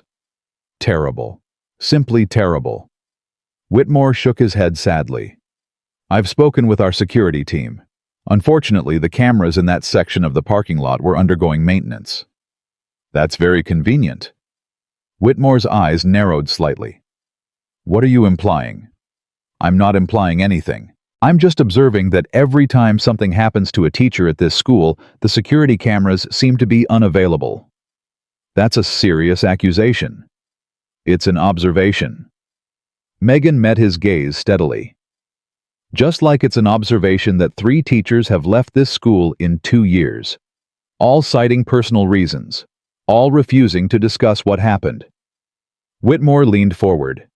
His mask of friendliness slipped just enough to reveal the predator underneath. Miss Chen, I'm going to give you some advice, free of charge. His voice dropped. Riverside operates on traditions. Our families have built this community. They employ thousands of people. They fund hospitals and charities and police departments. When someone threatens that order, the community responds. Is that a threat? It's history. And you're a history teacher. You should understand that some forces are bigger than any individual. Whitmore stood up. I suggest you focus on your lessons and stop asking questions that don't concern you. It would be a shame if you experienced the same personal issues as your predecessors.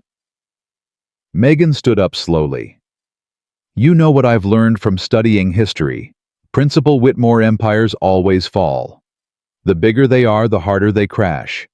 And the people who build them on corruption and cruelty always end up destroyed by the very systems they created. Whitmore's face went red. Are you threatening me? I'm giving you a history lesson. Megan smiled. Free of charge. She walked out of his office without looking back. That afternoon, Megan met with Sophia Reyes in secret. I need you to do something for me, Megan said. Something dangerous. What kind of dangerous? I need you to wear a wire. Record your conversations with Brandon and his friends. Get them talking about what happened to Maria. Sophia's face went pale. You're asking me to spy on them. I'm asking you to help me get evidence that could put Brandon Whitmore in prison for what he did. And if they find out, I'll protect you. I have resources you can't imagine. Sophia was quiet for a long moment. Miss Torres tried to protect Maria. Look what happened to her family. I'm not Miss Torres. Megan pulled out her badge. I'm a federal agent. I took down a school exactly like this one 3 months ago. The principal is serving 35 years in prison. His son is locked up for assault. Everyone who helped them is facing charges. Sophia stared at the badge. You're FBI. Yes, and I'm not going to stop until Brandon Whitmore and everyone who protects him is behind bars. But I need help. I need someone on the inside who can gather evidence that even the Whitmores can't suppress. Why me? Because Maria was your friend. Because you know what they did to her. Because every day you walk past Brandon in the hallway and pretend nothing happened, a piece of you dies. Megan leaned forward. I'm giving you a chance to fight back. To get justice for Maria. Are you in or not? Sophia looked at the badge, then at Megan's face. If I do this, and they find out my family loses everything. If you don't do this, the next Maria loses everything instead. And the one after that. And the one after that. Megan softened her voice. I know I'm asking a lot, but sometimes the right thing and the hard thing are the same thing. Sophia closed her eyes. When she opened them, there was something new there. Something hard. My parents came to this country with nothing. They built their restaurant from scratch. They taught me that some things are worth fighting for. She took a deep breath. I'm in. Are you sure? Maria is in a psychiatric hospital because I didn't have the courage to fight when it mattered. I won't make that mistake again. Megan handed her a small device. This is a digital recorder. State of the art. It looks like a regular pen. Keep it on you at all times. Get Brandon talking about Maria, about his father, about anything illegal. Sophia took the pen with trembling hands. What if I get caught? You won't. But if something goes wrong, press the button on the end 3 times. It sends an emergency signal directly to my phone. I'll be there within minutes. Sophia nodded slowly. When do I start? Tonight. There's a party at Brandon's house. Be there. Be friendly. Get him comfortable. Megan paused. And Sophia, be careful. These people are more dangerous than you know. I know exactly how dangerous they are. Sophia put the pen in her pocket. That's why I'm doing this.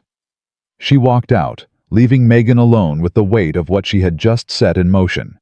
The operation had entered its most dangerous phase, and there was no turning back now. That night, Megan received a message from an unknown number. We know who you are, Megan Cross. Her blood went cold. She stared at the screen, her mind racing. How? How had they found out? Another message appeared. Did you think we wouldn't recognize you? Did you think a new hair color and some glasses would hide who you are? Then a photograph. Her real FBI personnel photo. Her real name underneath. We're watching you. We're watching everyone you talk to. And we're going to destroy you the same way you destroyed Robert Harrison." Megan's hands were shaking, but she forced herself to think clearly. Someone had leaked her identity. Someone inside the FBI. Someone connected to the network she was trying to bring down. Her phone rang. "Blocked number," she answered. "Agent Cross." A man's voice, calm, cold, familiar somehow. "I've been looking forward to this conversation." "Who is this?" "Someone who has watched your career with great interest. Someone who was very disappointed when you took down our friend Robert. He was useful to us. You cost us a lot of money." "Good." The man laughed. "I like you, Agent Cross. You have spirit. Most people in your position would be begging for mercy by now." "I don't beg." "No, you don't." A pause. "But the people you care about do. Your supervisor, your colleagues, that sweet girl Sophia who thinks she's being brave." Another pause. "Your sister's grave, Section C, Row 14, Plot 7.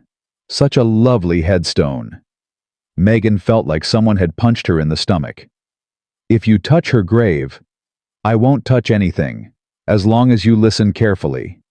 The voice hardened. "Leave California. Tonight. Forget about Riverside. Forget about the Whitmores. Walk away and never look back." "And if I don't?" "Then everyone you've talked to since arriving here will suffer the same fate as Rebecca Torres. The same fate as Maria Sanchez. The same fate as every person who has ever tried to challenge us. You can't scare me. I'm not trying to scare you, Agent Cross. I'm trying to educate you." The voice dropped lower. "We are bigger than one school. Bigger than one family. Bigger than the FBI. We have people everywhere. Judges, politicians, law enforcement, media. We have been operating for decades, and we will continue operating long after you're gone. Everyone thinks they're untouchable until they're not. Robert Harrison thought he was untouchable. He was wrong. But Robert was one man. We are a system, and systems cannot be destroyed by lone agents with badges and grudges." Megan's voice hardened. "Then I'll burn the whole system down." Silence. Then the voice laughed again, soft, dangerous. "I was hoping you would say that. It makes what comes next so much more satisfying." The line went dead. Megan stood in her apartment, her heart pounding, her mind racing. They knew who she was. They knew about Jenny's grave. They knew about Sophia. She had walked into something bigger than she had ever imagined. And now she was trapped in the middle of it. Her phone buzzed. A message from Sophia. "I'm at the party. Brandon is drunk. He's talking about Maria. I'm recording everything." "This is it." Megan typed back quickly. "Be careful. They know about us. Get out as soon as you can." She grabbed her jacket and ran for the door. Whatever was coming, she had to get to Sophia before it was too late. Megan drove through the California night with her foot pressed hard against the accelerator. Her phone kept buzzing. Messages from Sophia that grew more frantic with each passing minute. "Something's wrong. Brandon is acting strange. He keeps looking at me." Then another. "His friends are blocking the exits. I think they know." Then silence. Megan tried calling. No answer. She tried again. Voicemail. Her heart was pounding so hard she could feel it in her throat. She called her supervisor. "I need backup at 847 Ocean View Drive. Now, my cover is blown and I have a civilian asset in danger." "Megan, what's happening?" "Someone leaked my identity. They know who I am. They know about Sophia. I'm 10 minutes out, but I need agents there now. I'm dispatching a team. But Megan, if your cover is blown, you need to pull back. Let the tactical team handle this. Sophia is 17 years old. She's in that house because I put her there. I'm not pulling back." She hung up before he could argue. 8 minutes later, she pulled up to the Whitmore mansion. The party was still going, music thumping, lights flashing, luxury cars lined up in the circular driveway. Everything looked normal from the outside. But Megan knew better. She checked her weapon, took a deep breath, and walked toward the front door. A security guard stopped her immediately. "Private party. Invitation only." "I'm looking for one of my students. Sophia Reyes. I'm her teacher." The guard's eyes flickered with recognition. "Wait here." He spoke into his radio. A moment later he smiled. Not a friendly smile. "Mr. Whitmore says you can come in. He's been expecting you." The front door opened. Megan walked into the lion's den. Inside, the party continued around her as if nothing was wrong. Teenagers drinking, dancing, oblivious to what was happening in their midst. Megan pushed through the crowd, scanning for Sophia. She found her in the living room. Sophia was sitting on a couch, surrounded by Brandon and 3 of his friends. Her face was pale. Her hands were shaking. She looked up when Megan entered, and her eyes were filled with terror. "Miss Chen," Brandon said, standing up with a predator's smile. "So glad you could join us. We were just having a conversation about loyalty." "Let her go, Brandon." "Let her go." Brandon laughed. "She's free to leave whenever she wants. Aren't you, Sophia?" Sophia didn't move. Couldn't move. "She came to my party wearing a wire." Brandon continued, pulling a small device from his pocket, the recording pen Megan had given her. "Did you really think we wouldn't find it? My father has had this house swept for bugs every week since the Harrison case. He learned from other people's mistakes. Sophia has nothing to do with this. She's just a kid. A kid who was helping a federal agent gather evidence against my family." Brandon's smile disappeared. "That makes her an enemy. Then let her go and deal with me instead." Brandon considered this for a moment. Then he nodded to his friends. "Take her to my father's study. Miss Chen and I have things to discuss first." They grabbed Sophia, roughly ignoring her cries of protest. Megan lunged forward, but 2 more guards appeared from nowhere, grabbing her arms. "Don't hurt her," Megan shouted. "Sophia, it's going to be okay, I promise." Sophia looked back at her as they dragged her away. Her eyes said what her mouth couldn't. "You promised to protect me." When she was gone, Brandon turned to Megan with a different expression. Not angry, not afraid, curious. "You know I've read all about you. Agent Megan Cross, the woman who brought down Robert Harrison, the hero of the FBI." He walked closer. "But what I can't figure out is why. Why do you keep doing this? Why do you keep fighting battles you can't win?" "Because someone has to." "No, that's too simple. There's something else, something personal." Brandon studied her face. "Who did we hurt, Agent Cross? Who did someone like me destroy that made you dedicate your life to this crusade?" Megan said nothing. "It was someone close to you. Someone you loved." Brandon's eyes lit up with understanding. "A sister, maybe? The reports mention something about a sister who died young." "Don't. That's it, isn't it? Someone like me hurt your precious sister, and you've been hunting people like me ever since." Brandon leaned in close. "How pathetic. You can't bring her back, you know. No matter how many of us you put in prison, your sister stays dead." Megan's fist connected with his jaw before she could stop herself. Brandon stumbled backward, blood dripping from his split lip. The guards tightened their grip on her arms.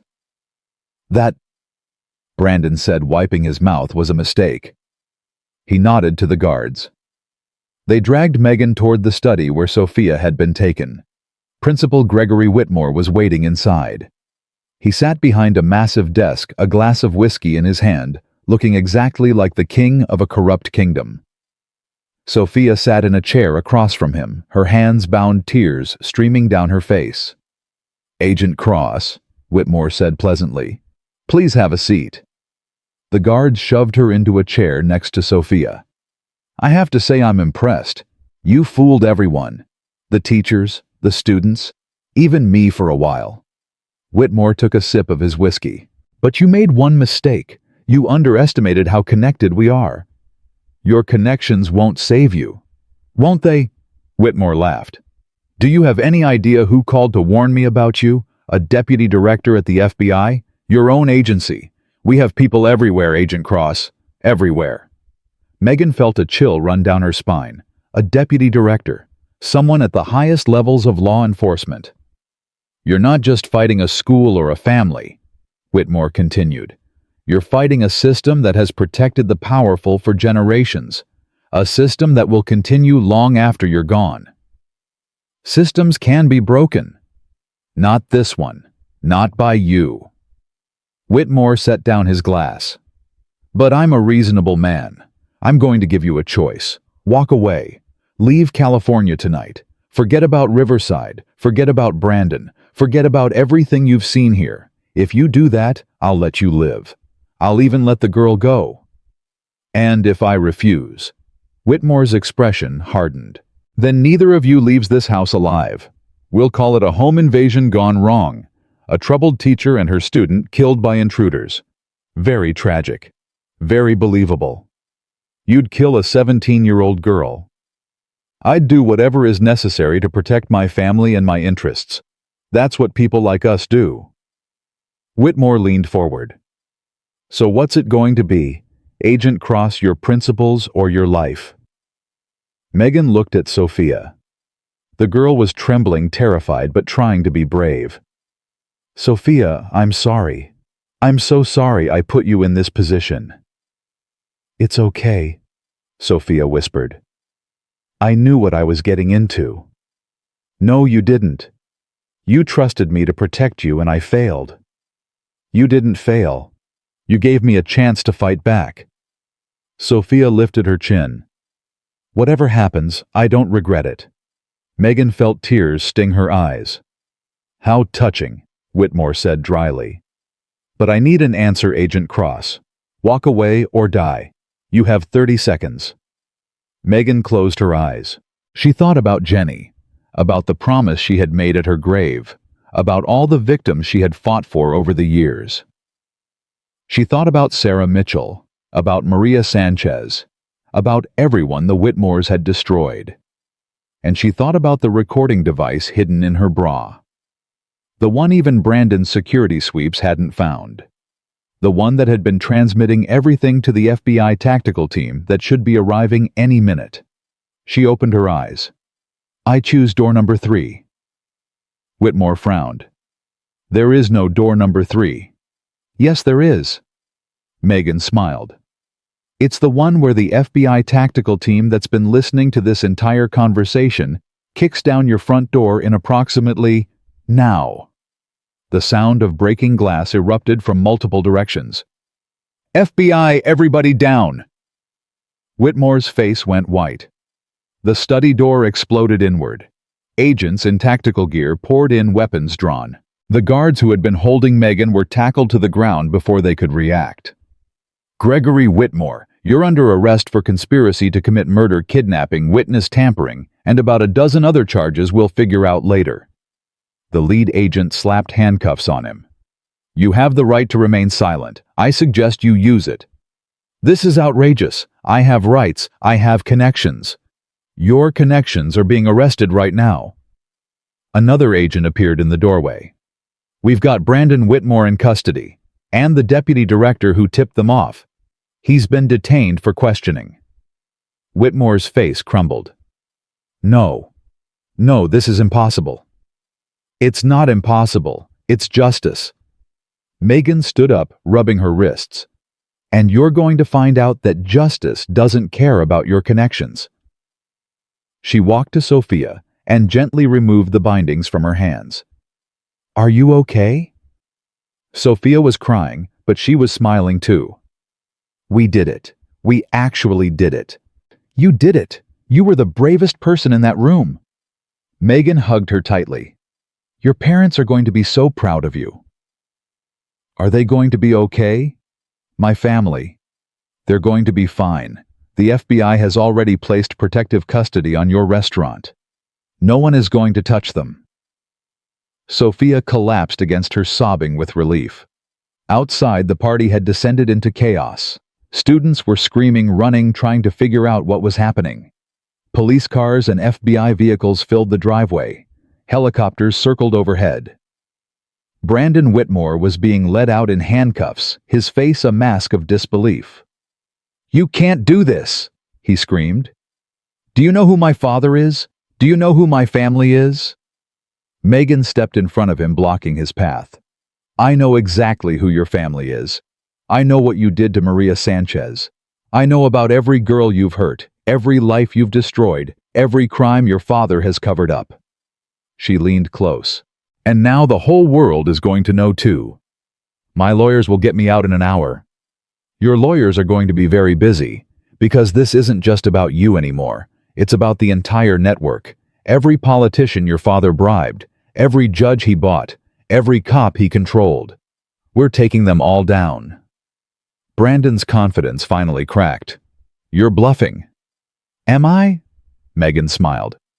"Ask your father about the recordings from his home office, the ones we've been collecting for the past 2 weeks. Every meeting, every phone call, every confession." She patted his cheek. "You should have checked for bugs more carefully." They dragged him away, still screaming threats that no one was listening to anymore. The next 72 hours were chaos. 37 arrests across 3 states. Politicians, police chiefs, judges, business leaders, all connected to the network that had protected predators like the Whitmores for decades. The media coverage was relentless.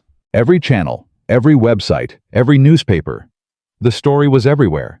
Parents demanding answers, students coming forward with their own stories, victims who had been silenced for years finally finding their voices. Maria Sanchez's mother gave her first interview from outside the psychiatric facility where her daughter was being treated. "For 2 years I blamed myself," she said through tears. "I blamed my husband. I blamed Rebecca Torres. But now I know the truth. My daughter was a victim. And the people who hurt her are finally going to pay." Rebecca Torres came forward publicly for the first time, telling her story to a national audience. "They told me I would be destroyed if I talked. They were right. They did destroy me. But they didn't kill me, and now I get to watch them burn." The trial became the biggest legal event of the decade. Gregory Whitmore, Brandon Whitmore, Deputy Director James Harmon, Senator Patricia Wells, Judge Michael Torres, Police Chief David Reyes. One after another, they were paraded before cameras, their crimes laid bare for the world to see. The evidence was overwhelming. Financial records, phone recordings, testimony from dozens of witnesses. The carefully constructed empire of corruption collapsed under its own weight. Megan testified for 3 days.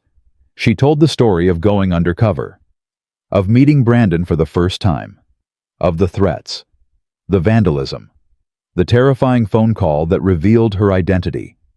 She told the story of Sophia's bravery, of Rebecca Torres refusing to stay silent, of all the victims who had been crushed by a system designed to protect the powerful. And she told the story of Jenny. "My sister was 15 years old when she took her own life." Megan said, her voice steady, despite the tears on her cheeks. "She was bullied relentlessly by the son of a powerful man in our town. When she tried to get help, the system protected him. When she tried to fight back, they destroyed her. And when she died, no one was held accountable." The courtroom was silent. "I joined the FBI because I wanted to make sure no one else would suffer the way Jenny did. I wanted to tear down the systems that protect predators and abandon victims." Megan looked directly at the defendants. Gregory Whitmore and his network believed they were untouchable. They believed their money and connections placed them above the law. They were wrong. She paused. "Jenny can't see this moment. She can't see the people who hurt her finally facing justice. But I hope wherever she is, she knows that her death meant something, that her suffering inspired a fight that will continue long after this trial is over. Because there are more networks out there, more predators hiding behind wealth and privilege, and as long as I'm breathing, I will never stop hunting them." When she stepped down from the stand, the gallery erupted in applause. The verdicts came 6 weeks later. Gregory Whitmore, guilty on all counts. Sentenced to 45 years in federal prison. Brandon Whitmore, Guilty on all counts. Sentenced to 15 years for rape, assault, and conspiracy. Deputy Director James Harmon. Guilty on all counts. Sentenced to 25 years for corruption and obstruction of justice. Senator Patricia Wells. Guilty on all counts. Sentenced to 18 years for bribery and conspiracy. Judge Michael Torres. Guilty on all counts. Sentenced to 20 years and disbarred for life. Police Chief David Reyes, guilty on all counts. Sentenced to 12 years for corruption and evidence tampering. 17 others received sentences ranging from 5 to 30 years. The network that had operated for decades was finally destroyed. 6 months after the trial ended, Megan stood at Jenny's grave one last time. The sun was setting. The cemetery was quiet. She knelt in the grass and placed a white flower on the headstone. It's over, Jenny, all of it. The Harrisons, the Whitmores, the whole rotten system. She traced her sister's name with her finger. I know it doesn't bring you back. I know nothing can ever undo what happened. But maybe now you can rest. Maybe now we both can. She was quiet for a long moment. I've been offered a promotion. Assistant Director of the Financial Crimes Division. A desk job. Safe. Comfortable. She smiled slightly. I turned it down. She stood up, brushing grass from her knees. There's another case. Another school in Florida. Another family that thinks they're untouchable. Another victim who needs someone to fight for her. She looked at the headstone one last time. I'll never stop, Jenny. As long as there are predators hiding behind privilege, I'll be there to tear them down. That's my promise to you. That's my purpose. She kissed her fingers and pressed them to the cold stone. I love you, sis. Always. She walked away without looking back. 3 weeks later, a woman with red hair and blue eyes walked through the front doors of Wellington Academy in Miami, Florida. Her name was Emily Parker. She was the new art teacher. The principal, a man named Richard Ashworth, greeted her with a smile that didn't reach his eyes. Miss Parker, welcome to Wellington. I trust you'll find our traditions very established. I'm sure I will, Principal Ashworth. My son Derek is in your third period class. He's very talented, very promising future. I look forward to meeting him. Ashworth's smile widened. He had no idea who he was really talking to, but he would find out soon enough, because Megan Cross had made a promise, and she always kept her promises. The hunt continued. Some monsters wear expensive suits and hide behind family names. They believe their wealth makes them gods. They believe their connections make them immortal. They crush anyone who dares to challenge them and sleep peacefully at night, convinced they will never face consequences. They are wrong, because somewhere out there a quiet woman with a badge and a broken heart is watching, waiting, gathering evidence, building cases, preparing to tear down everything they have built. She has no army, no political connections, no wealthy backers. She has something better. She has the truth, and the truth always wins. Megan Cross walked through the doors of Wellington Academy with her head held high and her recorder already running. Another school, another predator, another family about to learn that no one is untouchable. The fight for justice never ends, but neither does she.